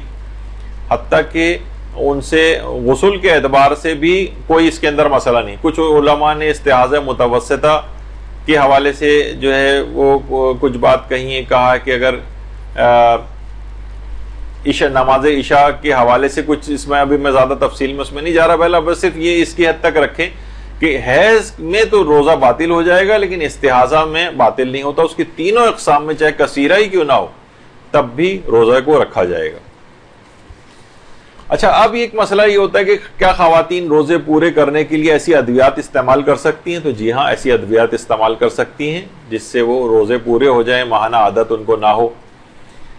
اور کئی دفعہ یہ بات بیان بھی ہو چکی ہے اس سے پہلے بھی کہ بہرحال اس میں جو مسائل ہوتے ہیں عام طور پر, اچھا کچھ خواتین ہیں جن کو یہ مسئلے نہیں ہوتے, وہ دوائیں استعمال کرتی ہیں اور ماہانہ عادت رک جاتی ہے, اپنے روزے مکمل کر لیتی ہیں, یا مثلا عمرے پر جا رہی ہیں, زیارات پر جا رہی ہیں, وہاں یا حج پر جا رہی ہیں. لیکن عموماً حج میں خاص طور پر یہ دیکھنے میں آتا ہے کہ وہ کچھ ایسی ایب نارمل ان کو بلیڈنگس وغیرہ شروع ہو جاتی ہیں کہ وہ بہت کنفیوز ہو جاتی ہیں. ان کے لیے بہت پریشان کن مرحلہ ہوتا ہے, اسے کیا سمجھیں. تو بہتر تو یہ کہ جب اللہ نے بہرحال ان ایام میں آپ پہ معاف رکھا ہے تو الگ سے کوششیں کر کے اپنے آپ کو مزید زحمت میں جو ہے وہ انسان نہ ڈالے. لیکن بہرحال شرعی طور پر اجازت ہے ایسا کرنے کی, ایسی ادویات استعمال کر سکتے ہیں. ہاں البتہ یہ ہے کہ مثلا اگر ماہ رمضان میں عورت فجر سے پہلے اپنی ماہانہ عادت سے پاک ہو جائے لیکن پھر بھی وہ جان بوجھ کر غسل نہ کرے. اب گھریلو صورتحال کچھ ایسی ہے, کچھ شرم و حیا کے کچھ معاملات ایسے ہیں, یا سستی اور لاپرواہی ہو رہی ہے. اب تو خیر گرمیاں ہیں لیکن بعض اوقات سردیوں کا یا ایسی جگہ پہ رہ رہے ہیں جہاں سردی اور ٹھنڈک کا مسئلہ ہے. بہرحال جان بوجھ کر اگر وہ غسل نہ کرے تو اس پر قضا اور کفارہ دونوں واجب ہو جائیں گے. عام طور پر اپنے روزے کو بچانے کے لیے اور قضا اور کفارہ واجب نہ ہو جائے, کیونکہ دیکھیے آج کل کفارے بھی ادا کرنا اتنا آسان چیز نہیں. مثلا قضا تو ایک بعد میں رکھنا ہی ہے, اور کفارہ کیا ہے, ایک روزے کے بدلے 60 مسکینوں کو کھانا کھلانا. تو تقریباً 4000 روپے صرف ایک کھانے کا ہی ہو سکتا ہے کہ اس کا وہ بن جائے. تو بہرحال اور اگر پورے مہینے اس طرح سے بعض اوقات ایک سال کا بھی تو 1 لاکھ روپے تک کے قریب جو ہے بعض اوقات اس کا خرچ ہو جاتا ہے. تو بہرحال یعنی مالی خرچ الگ ہے, اور اللہ کی بارگاہ میں بہرحال اتنا اہم کہ اس نے روزے کو اپنے ضائع کر دیا, جان بوجھ کے نہیں کیا یا کسی بھی وجہ سے اس طرح سے شرم آیا یا جس کو اسلام کنسیڈر نہیں کرتا اس وجہ کو, تو اس کو قضا اور کفارہ دونوں واجب ہو جائیں گے. تو عام طور پر جن پر اس طرح سے غسل واجب ہوتے ہیں اور وہ انجام نہیں دے پا رہے ہیں انہی کچھ وجوہات کی بنا پر, ان کے لیے پھر ایک حل یہ ہے کہ وہ بالکل آخر وقت میں جس میں غسل کرنا ممکن ہی نہ ہو. اچھا دیکھیے, غسل کرنا بعض اوقات ٹائم کی وجہ سے ممکن نہیں ہوتا ہے. ٹائم میں بھی یہ ہوتا ہے کہ ہم سوچ رہے ہیں کہ ہم جب غسل کریں گے تو شیمپو استعمال کریں گے اور صابن استعمال کریں گے, تو وہ آدھے پونے گھنٹے والا غسل جو ہے اس کو سمجھتے ہیں, اور ہمارے پاس ہے 15 منٹ, جبکہ جو واجب غسل ہے وہ مشکل سے چند منٹس کے اندر ہو جاتا ہے. سر و گردن دھوئی, دایاں حصہ بایاں حصہ, احتیاط آغا سیستانی میں تو سر و گردن اور نچلا پورا دھڑ, تو مشکل سے 2 منٹ بھی جو ہے وہ نہیں لگیں گے, 3 منٹ لگیں گے, بہت ہوا تو 5 منٹ آپ کر لیں جس کے اندر تیز رفتاری سے بھی غسل مکمل ہو سکتا ہے. تو پھر تیز رفتاری سے غسل کرنا پڑے گا, چاہے شیمپو نہ لگے چاہے صابن نہ لگے. اور بہت سے تو ہمارے اس کی کنڈیشنز ایسی ہیں کہ مثلا جو لوگ اعتکاف میں ہوتے ہیں اور وہ غسل کرنے جائیں اور غیر ضروری صابن شیمپو اور اس طرح کی چیزوں میں اگر وہاں لگائیں تو ان کا اعتکاف بھی باطل ہو جاتا ہے. خیر وہ ایک الگ مسئلہ ہے. تو یہ کیا کریں کہ پھر یہ کریں کہ اگر واقعتاً اتنا کم ٹائم ہو, یعنی کہ جس میں غسل کرنا پاسبل ہی نہیں ہو, مثلا اب صرف 2 منٹ رہ گئے, 2 منٹ میں کیسے اب جائیں گے اور وہ ٹائم ختم ہو جائے گا, تو بالکل آخر وقت میں تیمم کریں. تیمم کی چیز ہمیشہ گھر میں انسان کے ایسی موجود رہنی چاہیے, ورنہ ایسا نہ ہو کہ وہ ڈھونڈنے جا رہے ہیں کہ کہاں ہم تیمم کریں, نہ کوئی مٹی اویلیبل ہے. ایران وغیرہ میں ایک تھال ٹائپ کی ایک چیز ہوتی ہے بڑی سی, جس میں 2 ہتھیلیاں پوری آ جائیں, ایک مٹی کی ایک لیئر اس کے اوپر ہوتی ہے. تو وہ گھر میں عمومی طور پر بھی اس کا انتظام ہونا چاہیے کہ تیمم کی صورتحال کبھی پیش آ جائے تو انسان اپنی نمازوں کو بچا سکے. تو بالکل آخر وقت کا تیمم کرے گی وہ، اور پھر اس کے بعد روزے کی نیت کر لے، اس کا روزہ صحیح شمار ہو جائے گا. اگرچہ اس نے گناہ گار ہے کہ اس نے اتنی تاخیر کیوں کی کہ غسل نہ کر سکے اور تیمم کی طرف جائے، لیکن بہرحال یہ کہ اس کا روزہ اب کم سے کم باطل نہیں ہوگا. گناہ گار ہوگی، اس کو توبہ کرنا ہے اس کو، لیکن کم سے کم اس کا قضا اور کفارے سے وہ بچ جائے گی. تو یہ ایک مسئلہ ہے اس میں. ہاں بالکل بالکل امساک بھی کرنا ہوگا. یہ نہیں کہ میرا تو روزہ باطل ہو ہی گیا تو میں کھاتی پیتی رہوں، نہیں، اپنے آپ کو بچانا بھی. اچھا، اب اگر عورت بھول جائے، عام طور پر ہوتا تو نہیں ہے لیکن بہرحال علماء نے لکھا ہے اس کو کہ حیض و نفاس کا غسل کرنا بھول جائے، ایک یا کئی دن کے بعد اس کو یاد آئے، تو جو روزے اس نے رکھے ہیں وہ روزے سب صحیح ہیں، البتہ نمازوں کی اس کو قضا کرنا پڑے گی. نمازیں معاف نہیں ہیں، البتہ روزے صحیح سمجھ لیے جائیں گے. یعنی اگر کسی شخص پر غسل واجب ہو اور وہ غسل کو انجام دینا، خاص طور پہ حیض اور نفاس والی جو عورت ہے، تو کئی دن بعد بھی اگر اس کو یاد آ رہی ہے وہ چیز، تو جو روزے رکھے ہیں وہ صحیح ہیں، نمازوں کو دہرانا پڑے گا. اچھا، ایک کنڈیشن اور بھی ایسی آتی ہے کہ عورت اذان فجر سے پاک ہو گئی ہے لیکن غسل واجب بلکہ تیمم کرنے کا بھی مختصر وقت نہیں، 2 منٹ رہ گئے، اب یہ جب تک وہ جائے گی تیمم کی مٹی جہاں پر رکھی ہوئی تب تک روزے کا وقت شروع ہو جائے گا. اب اس موقع پر پھر یہ غسل اور تیمم کے بغیر ہی روزے کی نیت کر لے تو بھی اس کا روزہ صحیح، بشرطے کہ یہ یعنی اپنے طور پر اس نے اتنی دیر نہ لگائی ہو، یعنی خود ہی اس نے لاپرواہی میں اتنی دیر لگا دی، اور وہ ایک الگ مسئلہ ہے، وہ تو بھی آپ نے سن لیا، قضا اور کفارہ دونوں واجب ہو جائیں گے. لیکن مجبوراً یا ایسے موقع پر اس کی آنکھ کھلی کہ جب نہ اس کے پاس غسل کا موقع تھا اور نہ تیمم کا وقت تھا اس کے پاس، تو پھر وہ اسی وقت ویسے ہی نیت کر لے تو اس کا وہ روزہ صحیح شمار ہو جائے گا. یعنی مجبوری والا کہ یہ مسئلہ ہے، جان بوجھ کر تاخیر کرنے والا مسئلہ نہیں. اچھا، اسی طریقے سے خواتین کے اعتبار سے بہت سے گائنیکالوجسٹ کے پاس جانا ہے، وہ اندرونی کچھ چیک اپ کرے گی یا اندرونی الٹرا ساؤنڈ کروانا ہوتا ہے، تو اس ایک تو جسم کے باہر سے جو الٹرا ساؤنڈ ہوتا ہے اس کی تو خیر ویسے ہی اجازت ہے، لیکن اندرونی چیک اپ اور اندرونی الٹرا ساؤنڈ کی، اس سے بھی روزے پر فرق نہیں پڑتا ہے اور نہ ہی اس سے کوئی غسل وغیرہ واجب ہوتا ہے. تو عام طور پر خواتین اس سلسلے میں کافی پریشان ہوتی ہیں، وہ اپوائنٹمنٹ جب لیتی ہیں تو ان مراحل سے بعض اوقات گزرنا پڑتا ہے. تو یہ بتا دیا جائے کہ اس سے روزے پر کوئی فرق نہیں پڑتا ہے، جائز. اچھا، کچھ ہیں مثلا انتقال بھی لوگوں کے ہو رہے ہوتے ہیں، مثلا گھر میں کسی کا انتقال ہوا، کسی رشتہ دار کا انتقال ہوا، وہاں گئے اور مردے کے جسم کے اوپر ہاتھ لگا لیا، غسل مسح میت واجب ہو گیا.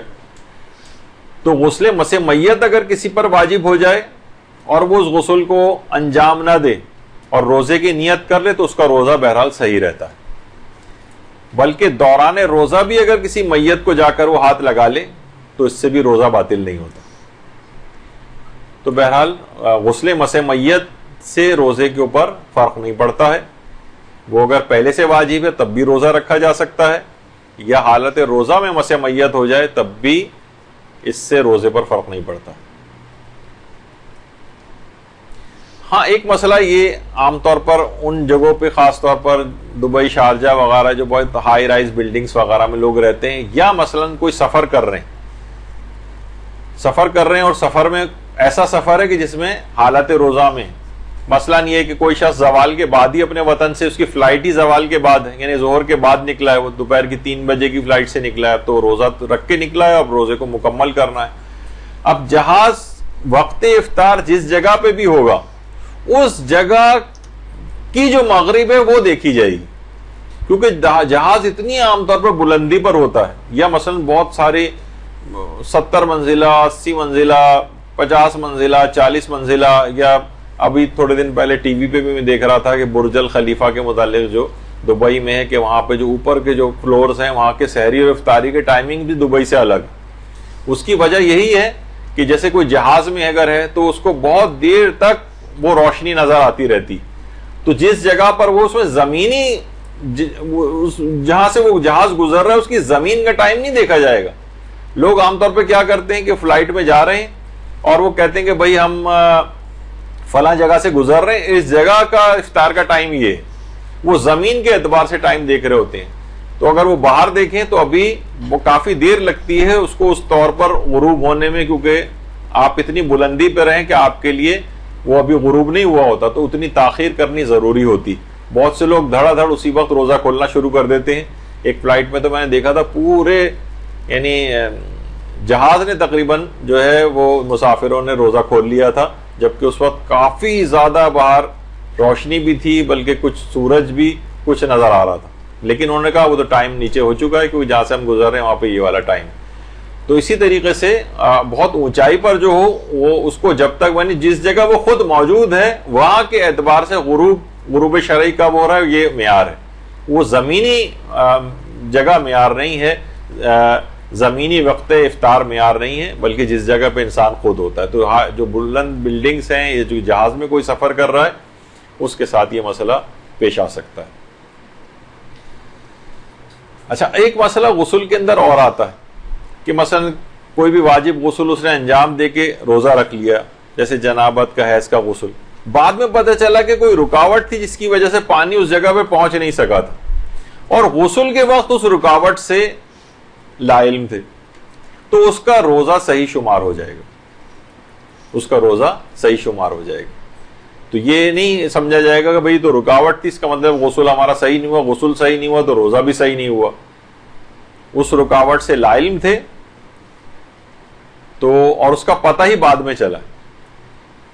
تو اس کا روزہ صحیح نہیں. اسی طرح سے بہت سارے ایسے افراد ہوتے ہیں کہ جنہوں نے ایک مدت تک غسل صحیح انجام نہیں دی. مثلا ان کو مسئلہ ہی پتہ نہیں تھا کہ غسل کیسے کرتے ہیں, غسل واجب بھی ہوتا ہے یا نہیں ہوتا, بہت سی یا صحیح طریقہ ان کو نہیں پتا ہوتا. تو نمازیں بھی پڑھی ہیں, روزے بھی رکھے ہیں. تو اس میں مجتہدین فرماتے ہیں اس کے روزے سارے صحیح ہیں, لیکن نمازوں کی سب کی قضا کرنا پڑے گی جو باطل غسل سے پڑھی گئی. تو روزے سب صحیح ہیں, روزوں کی کوئی قضا نہیں کرنی ہوتی. اس کے اندر روزوں میں چھوٹ ہے لیکن نمازوں کے اعتبار سے چھوٹ نہیں. باطل غسل کے ساتھ نماز و روزے کا حکم یہ آپ کے علم میں آ گیا. اچھا, یہ تو ابھی آ گیا کہ اسے روکنا ٹوکنا یا یاد دہانی کرانا واجب نہیں ہے اگر کوئی شخص واجب روزے میں, بلکہ کسی بھی روزے میں اگر کچھ کھا پی رہا ہو. یہ تو بات آ گئی تھی ابھی. اچھا, غسل کرنے کے دوران اکثر کہتے ہیں کہ لوگ ہم شاور سے غسل کر رہے ہیں اور ایک دم سے ہمارے منہ کے اندر پانی چلا گیا اور حلق کے اندر پانی چلا گیا. کچھ یعنی غسل کوئی انجام دے رہے ہوں, مثلا کوئی بھی واجب غسل ہے, تو پانی بے اختیار اور بغیر ارادے کے اچانک سے حلق سے نیچے اتر گیا, تو اس سے روزہ باطل نہیں ہوتا. لیکن ہم ویسے ہی نہا رہے ہیں ٹھنڈک پہنچانے کے لیے, ایسے ہی جا کر کھڑے ہو گئے اور پانی ایک دم سے حلق میں چلا گیا, غسل نہیں تھا, بس ایسے ہی نہا رہے تھے, تو اس کا تو وہی کلی والا مسئلہ ہوگا کہ کلی کرنا کوئی آپ کے لیے ضروری نہیں تھا. ٹھنڈک پہنچانے کے لیے آپ نے منہ میں پانی ڈالا تھا اور ایک دم سے پانی حلق میں چلا گیا, تو اس سے روزہ باطل ہو رہا تھا, قضا کرنا تھی. تو اس کے اندر بھی ایسا ہی ہے, یعنی غسل کوئی انجام دے رہا ہو باقاعدہ, یعنی جو اس کی شرعی ذمہ داری ہو اس وقت, اور پھر بے اختیار پانی حلق میں چلا جائے, اس سے روزے پر فرق نہیں پڑتا. ایک مسئلہ بہت ہی پیش آتا ہے اور لوگ آج کل بہت کاروان جا بھی رہے ہیں, رمضان میں روزے سے بچنے کی نیت سے سفر کرنا مکروہ, لیکن عمرہ یا مقدس مقامات کی زیارت کے سفر کرنا مکروہ نہیں. یعنی عمرے کے لیے سفر کرنا, زیارات کے لیے سفر کرنا, یہ مکروہ نہیں. رمضان میں روزے سے بچنے کی نیت سے سفر کرنا مکروہ, لیکن جائز ہے. مثلا ہمارا دل نہیں چاہ رہا, موڈ نہیں ہو رہا, ایسی بدبختی کوئی ہمارے سر پر سوار ہوئی بھی ہے کہ ہمارا رمضان میں بھی روزہ رکھنے کا موڈ نہیں ہو رہا ہے مثلا, تو اگر کوئی شخص جان بوجھ کر اپنے روزے کو قصر کر لے اور کہے کہ نہیں میں روزہ دل نہیں چاہ رہا میرا, تو وہ اس کی شریعت نے اس کو اجازت دی ہے, جان بوجھ کر بھی اپنے روزے کو قصر کر سکتا. اچھا, آپ کہیں گے کہ بہت سی چیزوں میں دیکھیے بعض اوقات یہ مسئلے بتانے یوں ضروری ہو جاتے ہیں, اس میں ترغیب نہیں دے رہے اس کو, لیکن بہت سے لوگ ایسے ہیں, جیسے ابھی 21 رمضان آئے گی, 21 رمضان میں کتنے افراد ایسے ہیں جو جلوسوں کا انتظام کرتے ہیں. اب وہ جلوسوں کا انتظام کرنا ہے, شدید گرمی, بعض اوقات پچھلے جو رمضان اور وہ گزرے ان میں تو آپ کو پتہ ہے کہ کتنا جو ہے وہ ہیٹ اسٹروک اور وہ ہیٹ ویو اور کیا کیا سب ہو رہا تھا یہاں پر. تو ایسے افراد جو بالکل منتظمین میں سے ہوں، جن کو بہت زیادہ کام کرنا ہے اور معلوم ہے کہ یہ روزہ ہم سے چھوٹ جائے گا، اور بعض اوقات ایسے افراد کو دیکھا ہے کہ وہ ٹھیک ہے عزاداری وغیرہ کے اندر تو کافی ایکٹیو ہوتے ہیں، لیکن کچھ دینی مسائل میں کچے ہوتے ہیں، مثلا روزہ نہیں رکھ رہے ہیں اور جلوس کا انتظام کرنے جا رہے ہیں. تو ایسے افراد کے لیے کہ یہ صبح سحری وغیرہ کر کے، یعنی روزہ کر کے رکھ کر، اور یہ شہر سے باہر جائیں اور جتنا جانا ضروری ہوتا ہے حد ترخص سے گزرنے کے بعد وہاں جا کر کچھ کھا پی لیں، اور پھر اس کے بعد یعنی اپنے روزے کو قصر کر کے واپس آ جائیں. وہاں گئے اور وہاں سے واپس آ گئے بغیر کچھ کھائے پیے، تو ظہر سے پہلے اگر انسان بغیر کچھ کھائے پیے روزے منافی روزہ کوئی کام کیے بغیر اپنے وطن پہنچ جائے تو روزہ پھر اس کو مکمل کرنا واجب ہو جاتا ہے. اس کے لیے ضروری ہے کہ وہاں کچھ کھا پی لے، ورنہ وہ اس کی ساری ایکسرسائز ضائع ہو جائے گی. اچھا، یہ ان افراد کے لیے بھی جن کے امتحانات ہو رہے ہوتے ہیں اور معلوم ہے کہ یہ ورنہ والدین کو کہ یہ روزہ نہیں رکھے گا یا نہیں رکھے گی، تو والد صاحب جو ہیں یہ تھوڑا سی ذمہ داری قبول کریں، یعنی اس کو اس گناہ سے بچائیں، شہر سے باہر لے جا کے قصر کروائیں. مشکل سے وہاں سے 2-2.5 گھنٹے کے اندر واپس آ جائیں گے، اور اس کے بعد وہ کھا پی بھی سکتا ہے، روزہ اس کا قصر ہو گیا، اور اس کے بعد اپنے اس بعد رمضان اس کی قضا کرتا رہے. ابھی کم سے کم ورنہ کیا تھا، اس کو یقینی طور پر اس سے گناہ کرتے ہوئے روزہ چھوڑتا ہو، قضا اور کفارہ دونوں واجب ہو جاتے. اس میں کم سے کم شرعی ایک ہیلا اور طریقہ ہے کہ اپنے روزے کو جان بوجھ کر قصر کر لیں. البتہ جان بوجھ کر روزہ قصر کرنا مکروہ ضرور ہے، لیکن کم سے کم حرام تو نہیں، وہ عذاب تو نہیں ملے گا اس کو، وہ قضا اور کفارے تو واجب نہیں ہوں گے. لیکن اگر کوئی شخص عمرہ کرنے جا رہا ہے یا مقدس مقامات کے سفر کی زیارت کے سفر پہ جا رہا ہے، تو وہاں جا کر اس کے روزے قصر ہو جائیں گے، کیونکہ اس وقت قصر ہوں گے جب وہ ایک ہی شہر کے اندر، جیسے کہ عام طور پر ہوتا ہے کسی بھی جگہ وہ 10 دن سے زیادہ کا اس کا قیام نہیں ہے. 5 دن مثلا نجف میں رہے گا، 5 دن کربلا میں رہے گا، 2 دن کسی اور جگہ رہے گا، 1 دن کسی اور جگہ رہے گا مثلا. تو کیا ہے، ویسے ہی ہر جگہ 10 روز سے کم کا قیام ہے. تو ہر جگہ نمازوں میں تو یہ ہوتا ہے کہ مسافر کو قصر و تمام کا کچھ جگہوں کے اوپر اختیار ہوتا ہے، لیکن روزے میں اختیار نہیں، اسے لازمی قصر کرنا پڑے گا. رمضان کا روزہ، حتیٰ کہ رمضان کا روزہ اگر نظر کر کے کوئی ایسی نظر بھی کر لے تو وہ بھی نہیں چلے گا. مستحب روزے کی نظر چل جاتی کہ میں حالت سفر میں مستحب روزہ رکھوں گا، اپنے وطن میں ہی اگر نظر مان لے، وہ نظر کے مسئلے الگ ہے، بہرحال کوئی قضا روزہ اس کے اوپر نہیں ہونا چاہیے ورنہ نظر ویلڈ نہیں ہوگی. لیکن اگر کوئی قضا روزہ نہیں ہے تو مستحب روزے کی نظر مان سکتا ہے کہ میں سفر میں رکھوں گا، لیکن واجب رمضان کے روزے کی نظر یہ نہیں مان سکتا، یعنی اس کو لازمی روزہ قصر کرنا ہی پڑے گا. تو بعد رمضان قضا کرنی پڑے گی، تو وہ مکروہ بھی نہیں ہے. لیکن رمضان میں روزے میں سفر کی، رمضان میں روزے سے بچنے کی نیت سے سفر کرنا یہ مکروہ. اچھا، رمضان میں سفر کرنے میں کوئی حرج نہیں ہے، بچنے کے لیے روزے سے سفر کرنا مکروہ ہے. البتہ رمضان کی 24ویں تاریخ سے پہلے سفر کرنا بھی مکروہ. رمضان کی 24ویں تاریخ سے پہلے عام طور پر جو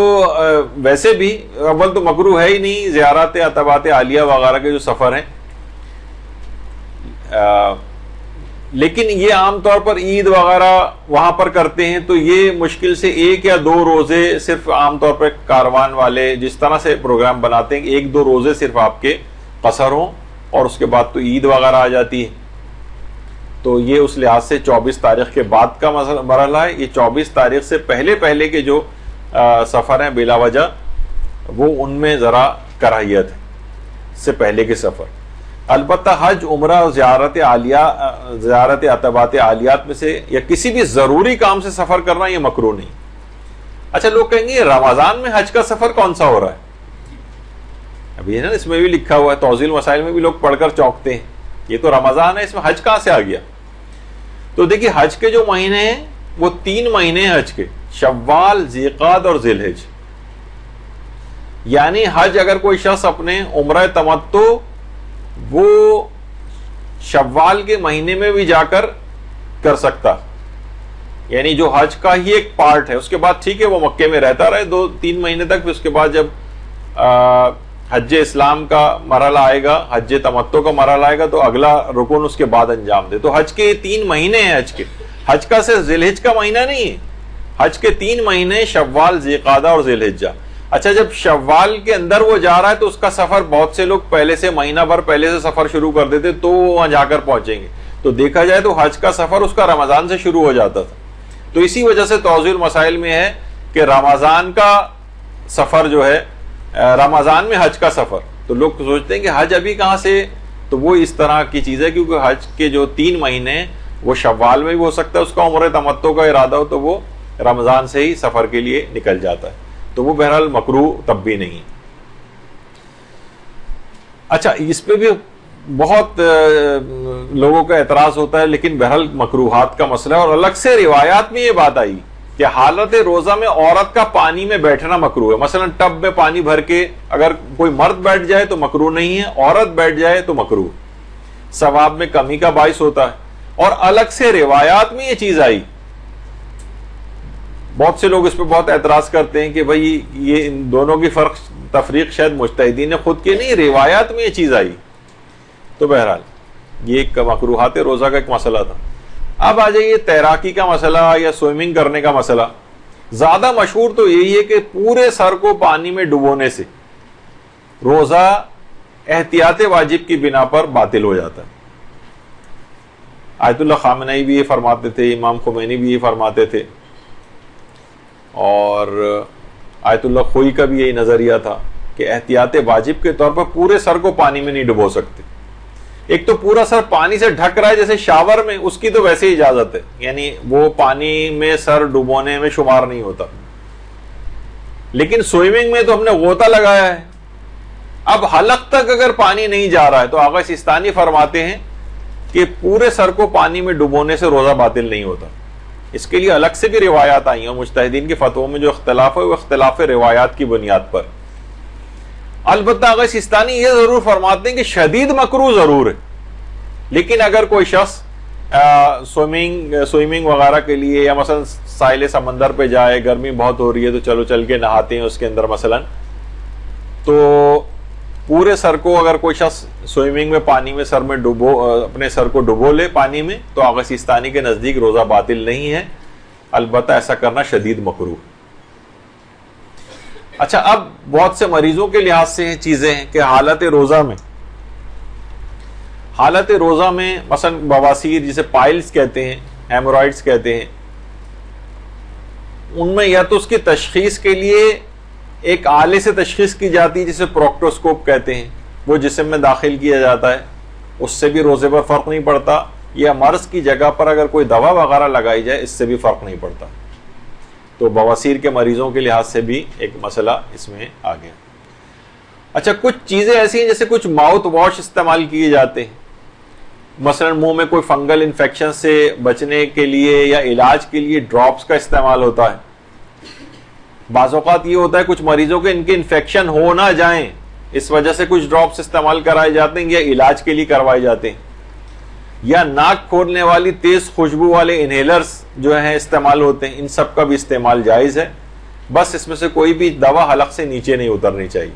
یعنی منہ کی حد تک معاملہ رہے، کلی کی حد تک معاملہ رہے، سونگھنے کی حد تک معاملہ رہے، اس سے روزے پر فرق نہیں پڑتا، روزہ صحیح رہے گا، بس کوئی چیز حلق سے اترنی نہیں چاہیے.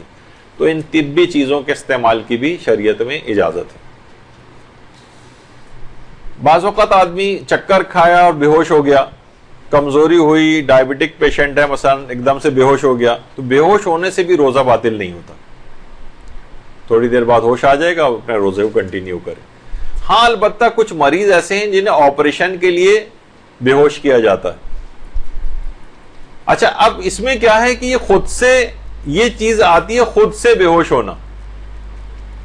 وہ جو بے اختیار بے ہوش ہو رہا ہے یہ تو باقاعدہ کنسنٹ فارم پہ سائن کرتا ہے کہ میں بے ہوش کرنے کی آپ کو اجازت دے رہا ہوں. تو اس میں احتیاط یہ ہے کہ اس روزے کو بھی مکمل کرے، اور مکمل کرنا ممکن نہ ہو تو اس روزے کی قضا بجا لائے. تو بہرحال بے ہوشی کا ایک مسئلہ یہ تو خیر آ گیا ابھی دوا ڈالنے کا. اچھا حالت روزہ میں اکثر دل کے مریض زبان کے نیچے کچھ ادویات رکھتے ہیں. اچھا صرف زبان کے نیچے نہیں بلکہ دل کے لیے نہیں بلکہ کچھ درد کم کرنے کی ادویات بھی ہیں جو زبان کے نیچے رکھی جاتی ہیں. وہ وہاں سے خون میں جذب ہوتی ہیں اور اس کے بعد اپنا اثر دکھاتی ہیں, حلق سے نیچے نہیں اترتی. تو آیت اللہ سیستانی کے فتوے میں مریض ایسے جو دل کے مریض ہوں یا درد کو کم کرنے والی ادویات زبان کے نیچے والی, اس سے روزے پہ فرق نہیں پڑتا. البتہ رہبر معظم آیت اللہ خامنئی احتیاط واجب کے طور پر زبان کے نیچے رکھنے والی گولیوں کے استعمال کو بھی منع کرتے ہیں اور کہتے ہیں احتیاط واجب ہے کہ نہیں. کیونکہ احتیاط واجب ہے تو اس مسئلے میں ان کے مقلدین آیت اللہ سیستانی کی طرف اگر رجوع کر لیں تو وہ بھی زبان کے نیچے گولیاں رکھ سکتے ہیں. اچھا بہت سے لوگ عام طور پہ کرتے ہیں کہ بھائی میں دل کا مریض ہوں, میں تو روزہ نہیں رکھ سکتا. دل کا مریض ہونے سے روزہ رکھنے کا کوئی تعلق نہیں, وہ ابھی اس کا معیار چل کے آگے چل کر آئے گا. لیکن عام طور پر دل کے مریض سالہ سال تک بس ان کو کچھ ادویات استعمال کرنی ہوتی, وہ بھی سحر و افطار کے اندر اگر کر لیں اور حالت روزہ میں زبان کے نیچے والی بھی اگر ادویات رکھ رہے ہیں تو آپ نے دیکھا کہ اس میں بھی گنجائش نکل آئی ہے اور ان دوران روزہ بھی ان کو کچھ فرق نہیں پڑے گا روزے کے اوپر, اور بیماری کے لحاظ سے ان کا علاج بھی ہو جائے گا اور ادویات کو استعمال کرنے کی اجازت ہے. البتہ حلق سے کوئی اتارنے والی گولی وہ استعمال نہیں ہو سکتی, یا تو اس کو ایڈجسٹ کریں یا واقعی اگر ضرورت پیش آ جائے, طبی لحاظ سے ضرورت پیش آ جائے تو ٹھیک ہے, پھر اس گولی کو معمولی پانی سے اتارا جا سکتا ہے. اور صرف گولی کھانے کا ہی اگر مسئلہ تھا تو 1 یا 2 گھونٹ پانی سے اس گولی کو نیچے اتار لیں, اس کے بعد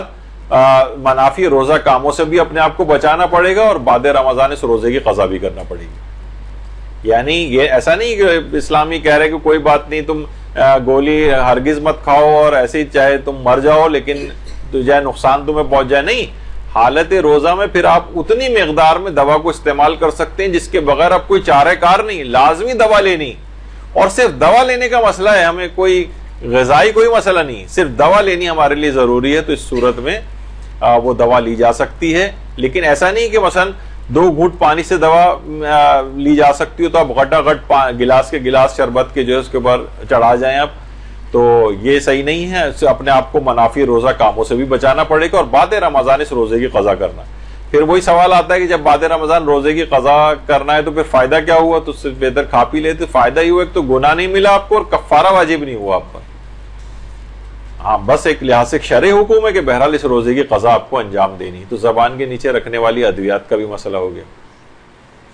اچھا بہت سے لوگوں کو قبض ہوتا ہے اور دنیا میں سب سے زیادہ جو بیماری ہے وہ قبض کی بیماری جو سب سے زیادہ لوگوں کو ہوتی ہے اور رمضان میں بھی ممکن ہے. تو اگر شدید قبض اگر کسی کو ہو رہا ہے اور وہ کچھ سپوزیٹریز جو ہیں وہ استعمال ہو رہی ہیں, ریکٹل سپوزیٹریز وغیرہ, یا اینیما جو ہے وہ لیا جا رہا ہے اور وہ چیز خشک ہے, کیونکہ مایا یا لکوڈ چیز سے اگر اینیما اگر عام طور پہ لیا جائے گا جس میں لکوڈ کوئی چیز استعمال ہوگی اس سے تو روزہ باطل ہو جائے گا. لیکن بہت سی ٹیبلٹ فارم میں ہوتی ہیں اس طرح کی سپوزیٹریز ہیں جو کہ رکھی جاتی ہیں, تو اس کے استعمال سے روزے پر فرق نہیں پڑتا ہے, وہ کیونکہ مایا چیز شمار نہیں ہو رہی. تو قبض شدید قبض کو دور کرنے کے لیے اس کا استعمال جائز. ہاں اگر یہ حتیٰ کہ آغا سیستانی بھی فرماتے ہیں, دیگر علماء بھی, کہ اگر یہ جو اینیما جو لیا جا رہا ہے اگر یہ مجبوری کی وجہ سے لیا جائے, خواہ علاج ہی کے غرض سے کیوں نہ لیا جائے, لیکن مایا چیز سے لکوڈ چیز سے اگر لیا جا رہا ہے تو اس سے روزہ باطل لازمی ہو جائے گا, چاہے مجبوری کیوں نہ ہو. مجبوری کیوں نہ ہو روزہ باطل ہے. البتہ گناہ کوئی نہیں ملے گا, بعد رمضان اس روزے کی قضا کرنا پڑے گی. لیکن اگر کوئی خشک چیز ہے ٹیبلٹ فارم میں ہے وہ چیز رکھی جا رہی ہے تو اس سے روزے پر فرق نہیں پڑتا. ایک یہ بہت لوگ پوچھتے ہیں کہ مسجد کی اذان ہو رہی تھی اور ہم نے اس وقت تک ہم کھاتے پیتے رہے.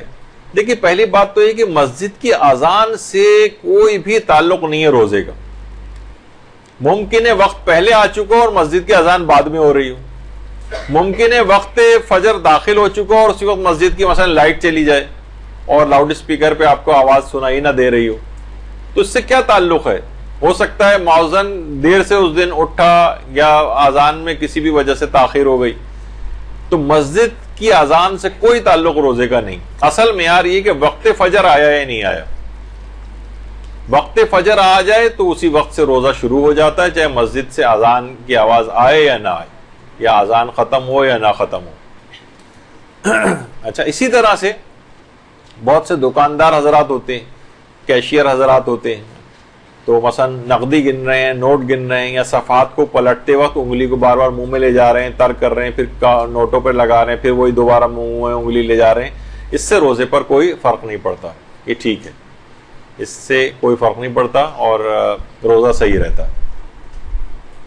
اب ایک مسئلہ ایک اور ہے جو کہ جب مدرسے نے اتفاق سے اس کو زیادہ اس کو پروپیگیٹ کیا اور ہمیں بہت سے لوگوں سے بہت باتیں بھی سننے کو ملی، لیکن اصلاً مسئلہ یہ کہ بعد میں لوگوں کو آہستہ آہستہ اس کا جو ہے وہ پتہ چل گیا۔ علماء تو اکثر پہلے بھی بتاتے رہے اس کو، لیکن بہت زیادہ رائج یہ مسئلہ نہیں تھا، اور بعض صاحبان علم کے علم میں بھی نہیں تھا یہ والا مسئلہ کہ مرحوم جو باپ ہے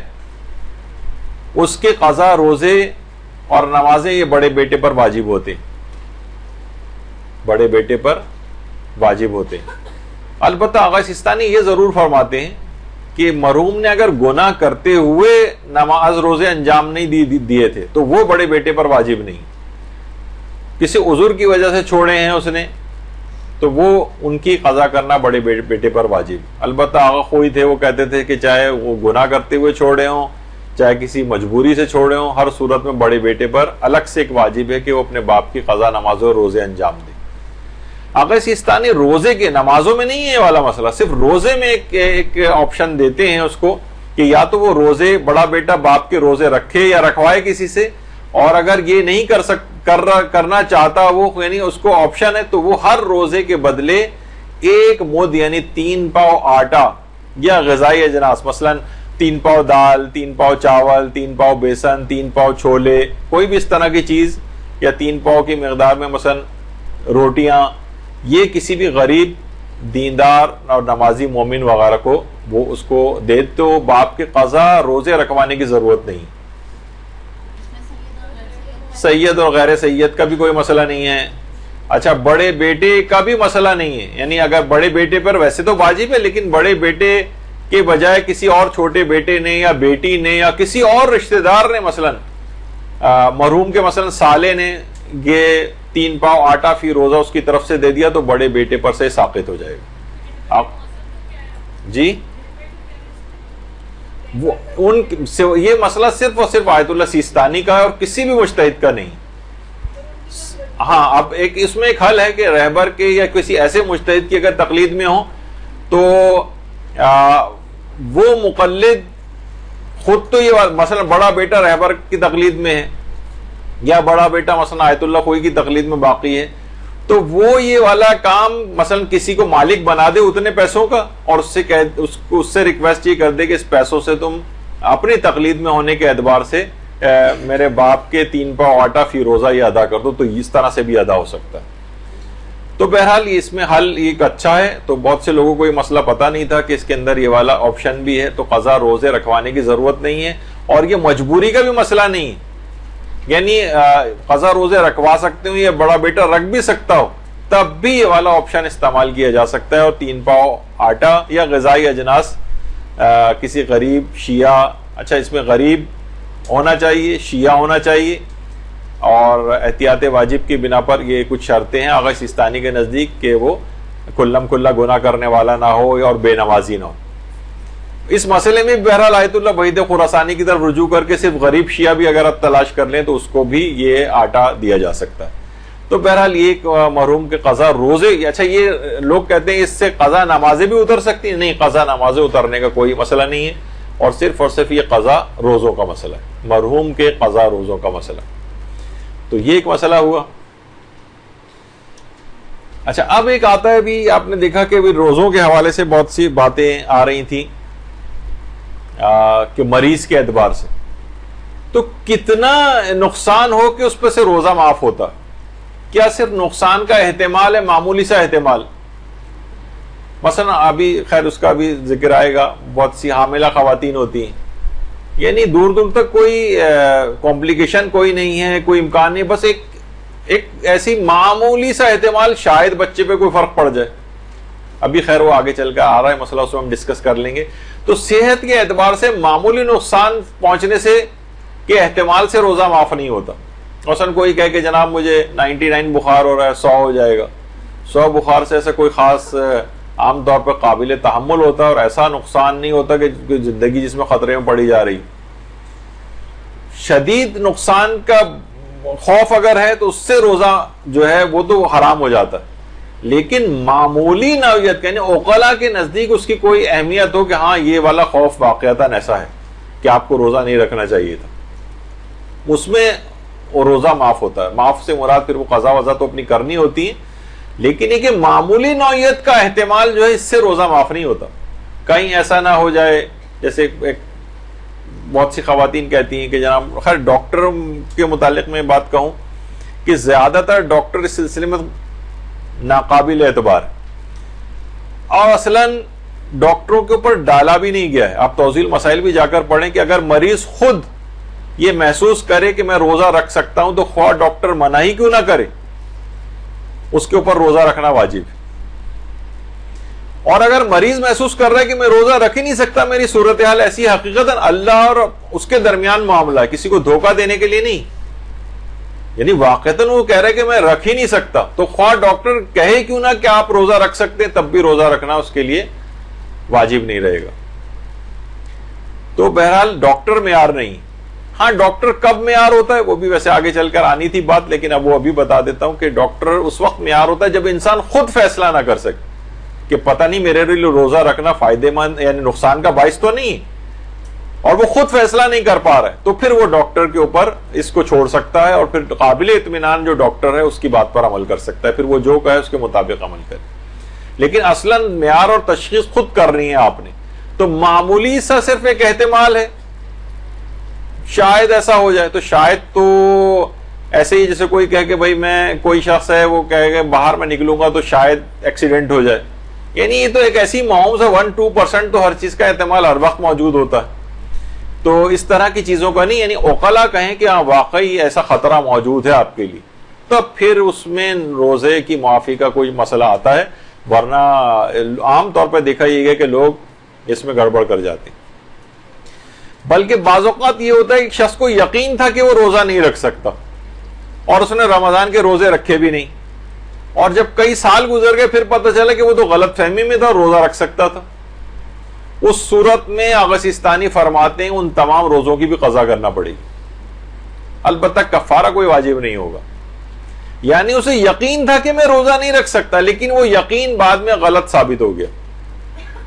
مثلا تھا کہ جناب آپ کو یہ والی بیماری تشخیص ہوئی ہے اور اس میں فلاں چیز کی احتیاط ہے اور یہ ہے،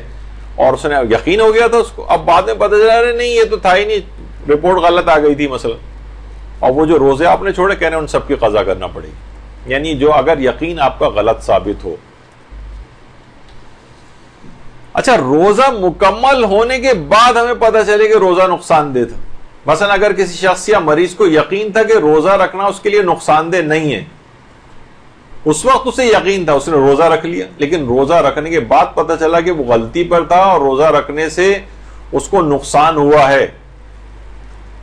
تو وہ کافی نہیں ہے، احتیاط واجب ہے کہ اس روزے کی قضا کرے. یہ دیکھیں کچھ چیزیں بہت معمولی اس سے فرق سے مسئلے بدل رہے ہیں، تو اس کا آپ کو دیکھنا پڑے گا. ایک مریض کو یقین تھا کہ مجھے نقصان نہیں ہوگا تو اس نے روزہ رکھ لیا، لیکن روزہ رکھنے کے بعد پتہ چلا کہ یہ تو نقصان ہو گیا، مجھے میں تو غلطی پہ تھا، تو احتیاط واجب ہے کہ اس روزے کی قضا انجام دے. اب وہی مسئلہ آ گیا کہ ابھی جو آپ نے سنا تھا کہ مریض خود فیصلہ نہ کرے تو ڈاکٹر سے مشورے کے اوپر عمل کر سکتا ہے. تو کیا اس ڈاکٹر کا مسلمان ہونا ضروری ہے یا کافر؟ کیونکہ کافر ڈاکٹر بھی ہوتے ہیں. تو اس کا جواب ہے کہ مسلمان ہونا ضروری نہیں ہے، البتہ بس دیانتدار ہونا ضروری. یعنی قابل اعتماد ہو کہ یہ جھوٹی بات نہیں کہہ رہا، یہ غلط بیانی نہیں کر رہا، یعنی پروفیشن کے اعتبار سے اپنے یہ دیانتداری سے مشورہ دے رہا ہے. تو اس کا مسلمان ہونا بھی ضروری نہیں. اس کے کہنے پر ہی مثلا اس کافر ڈاکٹر نے منع کر دیا، ہم تشخیص نہیں کر پا رہے تھے، ہم نے اس سے جا کر پوچھا، اس نے کہا نہیں آپ روزہ تو نہیں رکھ سکتے، تو آپ اس کی بات، اگر وہ دیانتدار ہے اپنی فیلڈ کے اعتبار سے، تو آپ اس کی بات پر عمل کرتے ہوئے اس روزے کو چھوڑ سکتے ہیں۔ اچھا، اب ایک مسئلہ وہی پیش آ جاتا ہے جو بہت کامن پیش آتا ہے، حاملہ عورتیں کب روزہ چھوڑ سکتی؟ جب ان کے لیے یا ان کے بچے، اس کے بچے کے لیے اگر روزہ نقصان کا باعث نہ ہو تو روزہ رکھنا واجب ہے۔ عام طور پہ خواتین یہ سوچتی ہیں کہ بس وہ حاملہ ہیں تو بس اب روزہ معاف ہو گیا، نہیں، اگر نقصان کا باعث نہیں، کوئی نقصان نہیں، اور واقعتاً اگر دیکھیں اگر وہ سحر و افطار میں اپنی اچھا غذائی اور سحر اور افطار کے درمیانی جو پوری رات اور اس کے بعد صبح تک، عام طور پہ اب تو لوگ خواتین ساری رات ہی جاگتی ہیں، تو کھاتے پیتے رہیں، پانی وانی پیتے رہیں، تو عام دنوں میں بھی شاید اتنا کھائے پیتے نہیں ہیں آپ جتنا رمضان میں کھا پی لیتے ہیں۔ عام دنوں میں اگر آپ کیلکولیشن اپنی کریں، آپ اتنا پانی نہیں پیتی جتنا آپ رمضان میں پی لیتی۔ اور جو آج کل جو خاص طور پہ جو ہمارا سیڈنٹری لائف سٹائل ہے، کہیں باہر اس طرح سے جانا نہیں ہے، دھوپوں میں پھرنا نہیں ہے، اور اس طرح سے گھر میں اے سیوں کے اندر رہنا ہے، تو اس میں تو ویسے ہی کوئی کسی بھی طرح کی کوئی کمی نہیں ہوتی۔ تو کوئی اگر کوئی طبی کوئی خاص مجبوری والا مسئلہ نہیں ہے تو روزہ رکھنا واجب ہے۔ لیکن اگر حمل کا 8واں یا 9واں مہینہ ہے اور اسے یا اس کے بچے کے لیے نقصان کا کوئی واقعتاً کوئی خوف ہے تو وہ روزہ چھوڑ سکتی ہے، بلکہ اگر شدید خوف ہے تو روزہ چھوڑنا واجب بھی ہو جائے گا۔ البتہ بعد رمضان ان روزوں کی قضا کرنا ہے، لیکن اس کو 8ویں اور 9ویں مہینے میں جو یہ چھوڑ رہی ہے روزہ، تو 3 پاؤ آٹا یا کوئی بھی کھانا یا غذائی اجناس یہ مستحق کو کفارے کے طور پر دینا ہوگا۔ اور اگر حمل پہلے مہینے سے 7ویں مہینے کے آخر تک کا ہے اور اس دوران روزہ اس کے یا اس کے بچے کے لیے نقصان کا باعث ہے تو روزہ چھوڑ سکتی ہے، بعد رمضان صرف قضا کرنی، کفارہ اور فدیہ کوئی نہیں۔ تو بہرحال یہ 2 فرق اس کے اندر ہیں، اس کو تھوڑا سا غور و فکر آپ کر لیجئے گا کہ حاملہ کب روزہ چھوڑ سکتی ہے اور کب نہیں۔ اچھا، اسی طرح سے دودھ پلانے والی جو مائیں ہیں بچوں کو، ان کا ہے مسئلہ کہ اگر روزہ رکھنے کی وجہ سے دودھ کی کمی کو وہ مصنوعی طور پر پوری کر سکتی تو ماں کے لیے روزہ چھوڑنا جائز نہیں۔ مثلا کوئی پرابلم نہیں ہے، کوئی طبی ممانعت نہیں ہے، اور وہ ڈبے کا یا مثلا گائے کا یا کوئی بھی اس طرح سے کوئی متبادل بچے کو کہ اس سے بچے کی غذائی کمی جو ہے وہ پوری ہو جائے، تو پھر اس کے لیے روزہ چھوڑنا جائز نہیں ہوگا۔ لیکن بچے کا اگر مکمل انحصار ماں کے دودھ پر کوئی طبی وجہ ہو، مثلا کوئی اور اوپر کا دودھ استعمال کرتا ہے تو اسے دست لگ جاتے ہیں، اس کی طبیعت خراب ہو جاتی ہے، بچہ لیتا ہی نہیں ہے اس کو، اور کوئی کمی کو پورا کرنے کا کوئی اور طریقہ نہیں، اور روزہ رکھنا خود اس کے لیے بچے کے لیے نقصان دہ ہو رہا۔ اچھا، نقصان دہ ہو رہا ہو، کمزوری یہ شمار نہیں ہوگی کہ ماں کو عام طور پر جب وہ فیڈ کرا رہی ہوتی تو ظاہر ہے کہ ان کو کمزوری ہو رہی ہوتی، تو کمزوری بلکہ شدید کمزوری بھی اس بات کا سبب نہیں ہے کہ کوئی روزہ چھوڑے۔ ہاں، کوئی نقصان کا باعث بچے کو یا اس کی اپنی صحت کو کوئی نقصان ہو رہا ہے تو وہ ہر روزے کے بدلے 3 پاؤ آٹا یا غذائی اجناس مستحق کو دے سکتی ہے، اور بعد رمضان اس روزے کی قضا بھی انجام دینا، یعنی اس کو فدیہ بھی دینا پڑے گا۔ لیکن یہ اس وقت کی بات ہے جب واقعتاً کوئی نقصان اس کو یا اس کے بچے کو پہنچ رہا ہو، صرف کمزوری ہو رہی ہے، کیونکہ یہ سب چیزیں وہی میں نے کہا کہ جو مثلا کوئی پانی کی کمی ہو رہی ہے، کہاں مثلا سحر و افطار میں اتنا زیادہ مثلا پانی پی رہی ہے وہ کہ عام دنوں میں بھی اتنا نہیں پیتی، اگر یہ نہیں ہوتے رمضان تب بھی وہ اتنا پانی نہیں پیتی ہو، یا اتنی غذائیں نہیں کھاتی، یا مصنوعی طریقے سے اس کی کمی کو پورا کیا جا سکتا ہے تب بھی روزہ معاف نہیں ہوگا۔ تو کچھ چیزیں ایسی ہیں جیسے بہت آرام سے حاملہ اور بچوں کو دودھ پلانے والی جو مائیں ہیں وہ بڑے آرام سے روزہ چھوڑ دیتی اور کہتی ہیں ہم فدیہ دے دیں گے۔ نہیں، اس وقت ہوتا ہے کہ جب واقعتاً نقصان، اور آپ نے نقصان کا بھی معیار سمجھ لیا کہ ایسی معمولی سا امکان نہیں، یعنی واقعتاً عقلاء کہیں کہ نہیں یہ تو واقعتاً بڑا نقصان ہو جائے گا، تو اس موقع پر وہ چھوٹ ملتی، لیکن ہمارے یہاں بہت آرام سے اس کو چھوٹ سمجھ لیا جاتا ہے جو کہ حرام۔ وہ دوسرے یہ تو ہیں وہ مار رہا ہے، زبردستی کر رہا ہے، پولیس کیس ہو رہا ہے، وہ دوسری چیزیں، یعنی اصلاً دیکھا جائے تو یہ جو ہیں شرعی احکام وہ تو یہ ہیں کہ وہ زیادہ تر یہ ویسے نہیں ہوتا. بہت ہوا تو وہ ناراض ہو رہا ہے, ناراض ہونے دیجیے اس کو, ویسے بھی تو اور 10 دفعہ اس کو ڈانٹ پڑتی ہے آپ سے, کوئی بات نہیں, ناراض بھی اگر ہو جائے تو کیا ہے. لیکن عام طور پر ظاہر ہے کوئی بہت گمبھیر صورتحال ہو جائے, طلاقوں تک کی نوبت آ جائے وغیرہ, کوئی اس طرح کی ہو تو پھر ایک وہ ایکسٹریم مسائل ہیں, اس میں وہ پھر روزے اور اس سے ہٹ جاتا ہے معاملہ. اچھا یہ فدیہ کب دیں گی؟ یعنی واقعتاً واجب ہو گیا کہ بھئی اب یہ فدیہ ہی ان کو دینا ہے اور بعد رمضان تو قضا کریں گے, یعنی ایسی صورتحال ہے, تو یہ فدیہ کب دیں؟ کیا یہ کر سکتی ہیں کہ پورا بھی مہینہ سٹارٹ ہوا انہیں پتہ ہے کہ اسی طرح تو رہے گا؟ ہاں نہیں, پہلے میں ایک مسئلہ اور بتا دوں, بڑا اہم ہے وہ بھی. یہ جو حاملہ ہیں یا مثلا دودھ پلانے والی مائیں, اور بالفرض فدیہ دینا ان کی خطرہ بھی ہے, تو یہ کیا خطرہ پورے مہینے کے لیے؟ مثلا اگر یہ ایک ایک دن وقفہ دے دے کے اگر روزے رکھ لے تو پھر کیا یہ خطرہ رہے گا؟ پھر ہو سکتا ہے یہ ہو نتیجہ نکلے کہ نہیں پھر تو یہ خطرہ نہیں ہے, یا 2 دن بعد پھر یعنی جتنے بھی ممکن ہو ان کے لیے روزے رکھنا, یہ روزے رکھیں. یعنی ایک ہی آل اور ننس لا جو جسے کہتے ہیں نا, وہ والا یہاں پہ قانون نہیں آئے گا کہ یا تو سب روزے چھوڑے یا سارے روزے رکھے, نہیں, جتنے بھی رکھ سکے. اب ہم یہ فرض کر لیتے ہیں کہ جتنے روزے اس نے چھوڑے ہیں تو کیا وہ کر سکتی ہے کہ بھائی میرا تو ارادہ ہے ہی نہیں پورے مہینے اس دفعہ روزے رکھنے کا کیونکہ حاملہ ہے یا مثلا دودھ پلانے والی ماں ہے, تو وہ ابتدائے مہینے سے ہی نکال دے؟ نہیں, یہ نہیں کر سکتے. جتنے وہ روزے چھوڑتی جائے گی وہ مجبوری میں, کیونکہ اگر وہ روزے رکھ سکتی ہے اور پھر بھی چھوڑ رہی ہے تو وہ تو پھر فدیہ دینے والا معاملہ ہی نہیں, وہ تو قضا اور کفارے میں چلا جائے گا. یہ تو تب ہے کہ جب واقعی خطرہ اور نقصان کا باعث بن رہا تھا اس کے لیے, تو پھر یہ فدیہ جو روزے سے شرعی اعتبار سے اس کے لیے چھوڑنا ضروری ہوں گے کیونکہ نقصان پہنچ رہا ہے, اتنوں کا فدیہ دیتی جائے گی. یہ پہلے سے پورے مہینے کا نہیں دے سکتی, جتنے روزے چھوڑے ہیں فقط, یعنی جب وہ روزہ گزر جائے گا پھر اس کا فدیہ ہوگا. اچھا یہ بھی ضروری نہیں کہ بس جیسی آج کا روزہ چھوڑا تو آج کا فدیہ فوراً دے, پھر اس کے بعد 2 روز بعد چھوڑا پھر اس کا فوراً دے, نہیں, یہ فدیے جمع ہوتے جائیں گے. یہ جتنی بھی جلد دے سکے بہتر ہے, لیکن رمضان کے بعد بھی دے سکتی. یعنی ایسا کوئی واجب فوری نہیں کہ بس ابھی ہی فدیہ فوراً نکالنا ہے اگلے روزے سے پہلے, نہیں, ایسا نہیں, یعنی بعد میں بھی دے سکتی. لیکن بہرحال تو اس وجہ سے بھی نہیں کہ یہ کیسے اس نے سمجھ لیا کہ میں پورے مہینے ہی نہیں رکھ سکتی. ممکن ہے کہ 2 دن چھوڑ کر بھی اگر یہ روزہ رکھ لے تو اسے ایسی غذائی کمی کا نقصان نہیں ہو, اس کو یا اس کے بچے کو کوئی خطرہ نہ ہو اگر یہ روزے چھوڑ کے رکھ دو. جس قدر بھی ممکن اس کے لیے روزے رکھنا ہے نقصان سے بچتے ہوئے, اتنے روزے تو اس کو رکھنے پڑیں گے. ہاں کس کو اجازت ہے؟ بہت زیادہ بوڑھے افراد جن کے لیے روزہ باعث مشقت ہوتا ہے, ان کو پتا ہے کہ بھائی میرے کون سی جب اتنی بڑھاپا ہے, میرا اتنا شدید بڑھاپا ہے, اس میں کون سا میں 15 دن کے بعد جو ہے وہ میں دوبارہ جوان ہو جاؤں گا مثلا.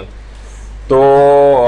یہ کیا کر سکتے ہیں, یہ ابتدائی مہینے ہی میں پورے رمضان کا فدیہ نکال سکتے ہیں. یعنی وہ بوڑھے کے جن کے اوپر فدیہ نکالنا ہوتا ہے, بوڑھوں کی بھی 2 اقسام ہیں,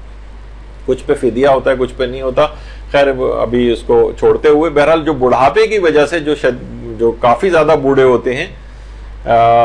اس لحاظ سے تو خواتین کے اوپر تو یہ والا فدیہ آتا ہی نہیں کیونکہ کوئی خاتون بوڑھی ہوتی نہیں کبھی, تو بہرحال اس لحاظ سے تو فدیہ بہت زیادہ بوڑھے افراد پورے مہینے کا ابتدائی رمضان میں نکال سکتے. لیکن حاملہ کو دودھ پلانے والی ماؤں کو یہ والی سہولت نہیں ہے, وہ جو روزے چھوٹیں گے جیسے جیسے ان کا فدیہ روزے کے ختم ہونے کے بعد نکالے گی. تو یہ مسئلہ بھی آ گیا کہ وہ دن گزرنے کے بعد ان کا فدیہ نکالنا صحیح ہے. ایک یہ بڑا مسئلہ پیش آتا ہے,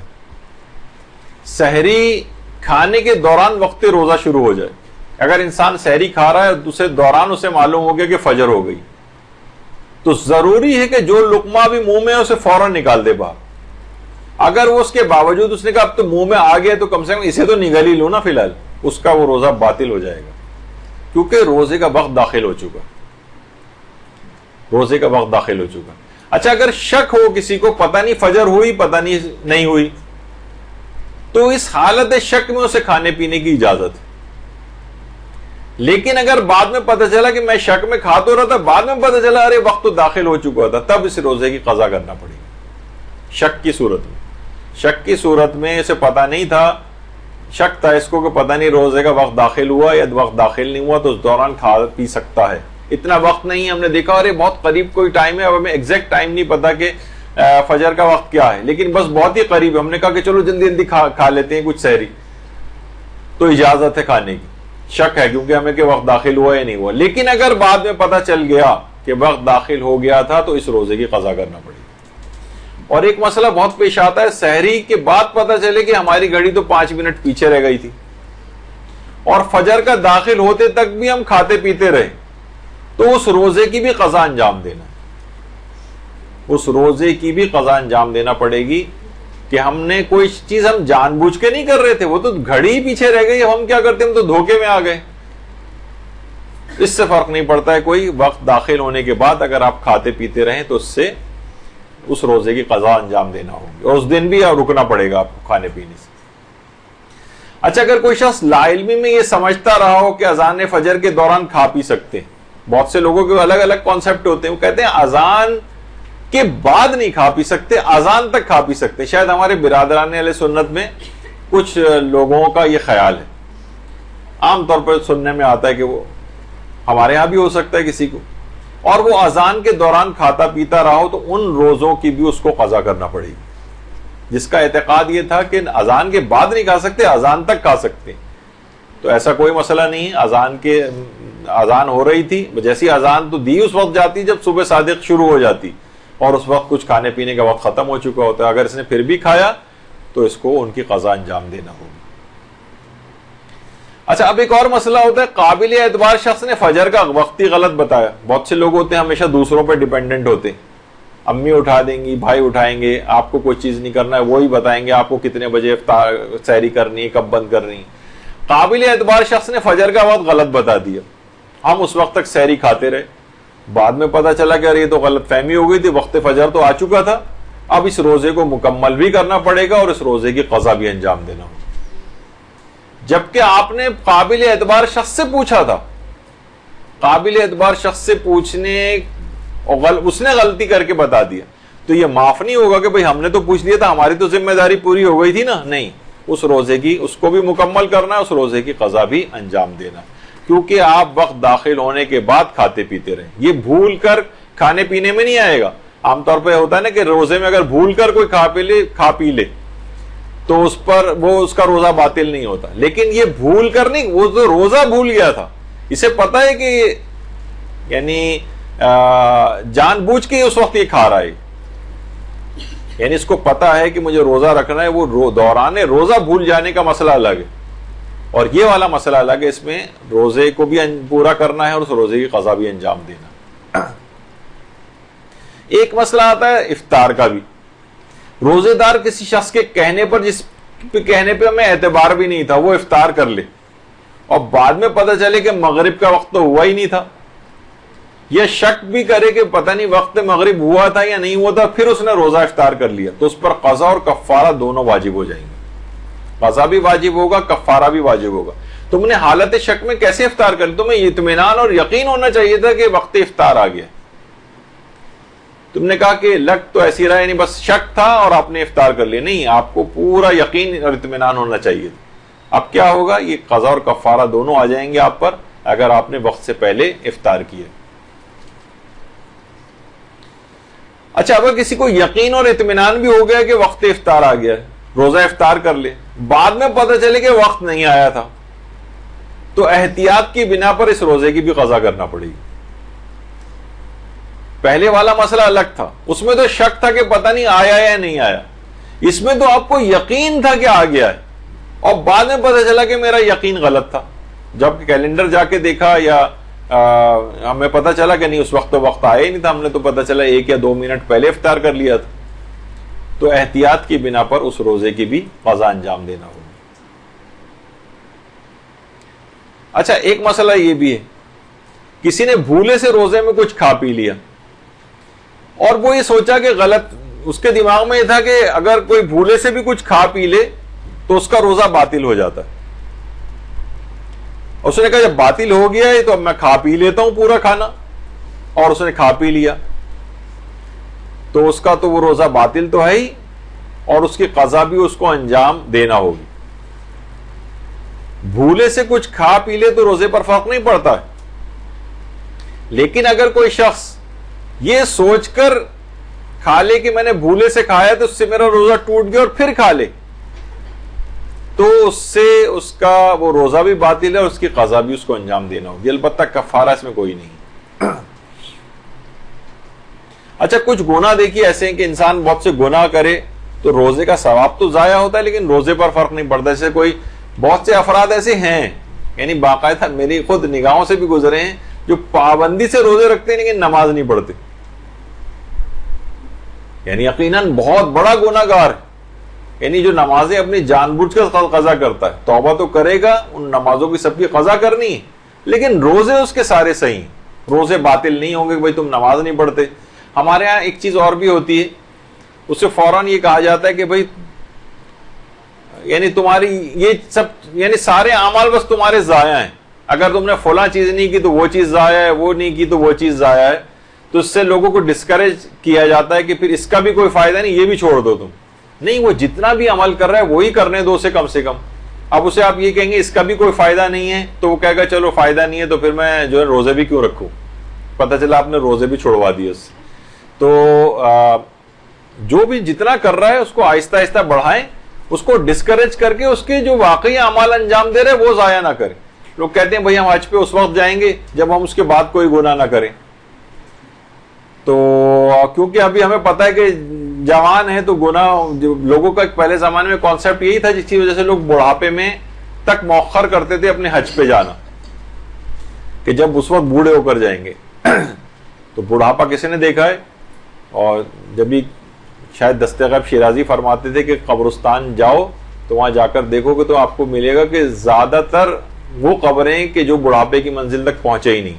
اس سے پہلے انتقال کر گئے۔ تو کسی نے دیکھا کہ بڑھاپا آئے گا تو ابھی انسان کو توبہ کر کے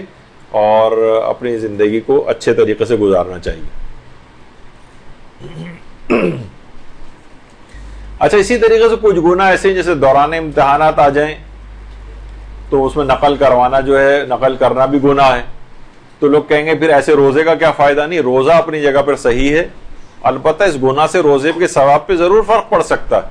لیکن ایسا نہیں کہ روزہ باطل ہو۔ یا عورت مثلا بے حجاب گھوم رہی ہے، میک اپ کر کے گھوم رہی ہے، آفس تیار ہو کر جا رہی ہے اور بے حجاب جا رہی ہے، لیکن کم سے کم اس نے روزہ رکھا ہوا ہے تو روزہ رکھنا اس کا صحیح، اس کے روزے کے اوپر کوئی تان نہیں کر سکتے۔ ہاں البتہ اس بے حجابی وغیرہ کا گناہ وہ اس کو ملے گا۔ اگرچہ ابھی میرے اعتبار سے کافی سارے مسئلے ابھی باقی تھے، لیکن بہرحال یہ کہ جتنے بھی اس میں آ گئے، اگلی جو اتوار ہوگی وہ بہت ہی اہم کچھ موضوعات کے اوپر ایک اور اسپیکر انشاءاللہ آ کر لیں گے، اور اس کے بعد تو شب قدر والی اتوار آ جائے گی، تو اس میں شب قدر کے لحاظ سے مناسبت سے گفتگو ہوگی۔ پھر بالکل ایک آخری اتوار ہوگا، اس میں ظاہر ہے کہ صرف رمضان کے فطرے کے چاند کے احکامات وغیرہ جو ہوتے ہیں وہ اس کے اندر عام طور پر بیان ہوتے ہیں، جو کہ شاید عید شروع ہونے میں 2 دن یا 3 دن رہ گئے، جو بالکل آخری اتوار آئے گی۔ تو اس میں پھر یہ ہے کہ انہی موضوعات کے اوپر گفتگو جو ہے وہ زیادہ مناسب لگتی ہے۔ تو رمضان کے لحاظ سے تو اس لحاظ سے ہم نے ایک جو سرسری سے جائزہ تھا وہ اگرچہ مکمل نہیں ہو سکا، لیکن بہرحال کافی سارے مسئلے جو عمومی زندگی میں پیش آتے ہیں وہ ہم نے کور کیے ہیں۔ تو پروردگار عالم سے دعا ہے کہ آپ کی تمام زحمتوں کو پروردگار عالم قبول کرے۔ اتنی شدید گرمی میں آپ لوگ ماشاءاللہ علم دین حاصل کرنے کے لیے آ رہی ہیں، اور آپ کے تمام نماز و روزہ کو پروردگار عالم قبول فرمائے، اور ہمارے امام زمانہ علیہ الصلوۃ والسلام کا جلد ظہور پر نور ہو جائے۔ درود بھیجیے محمد علیہ۔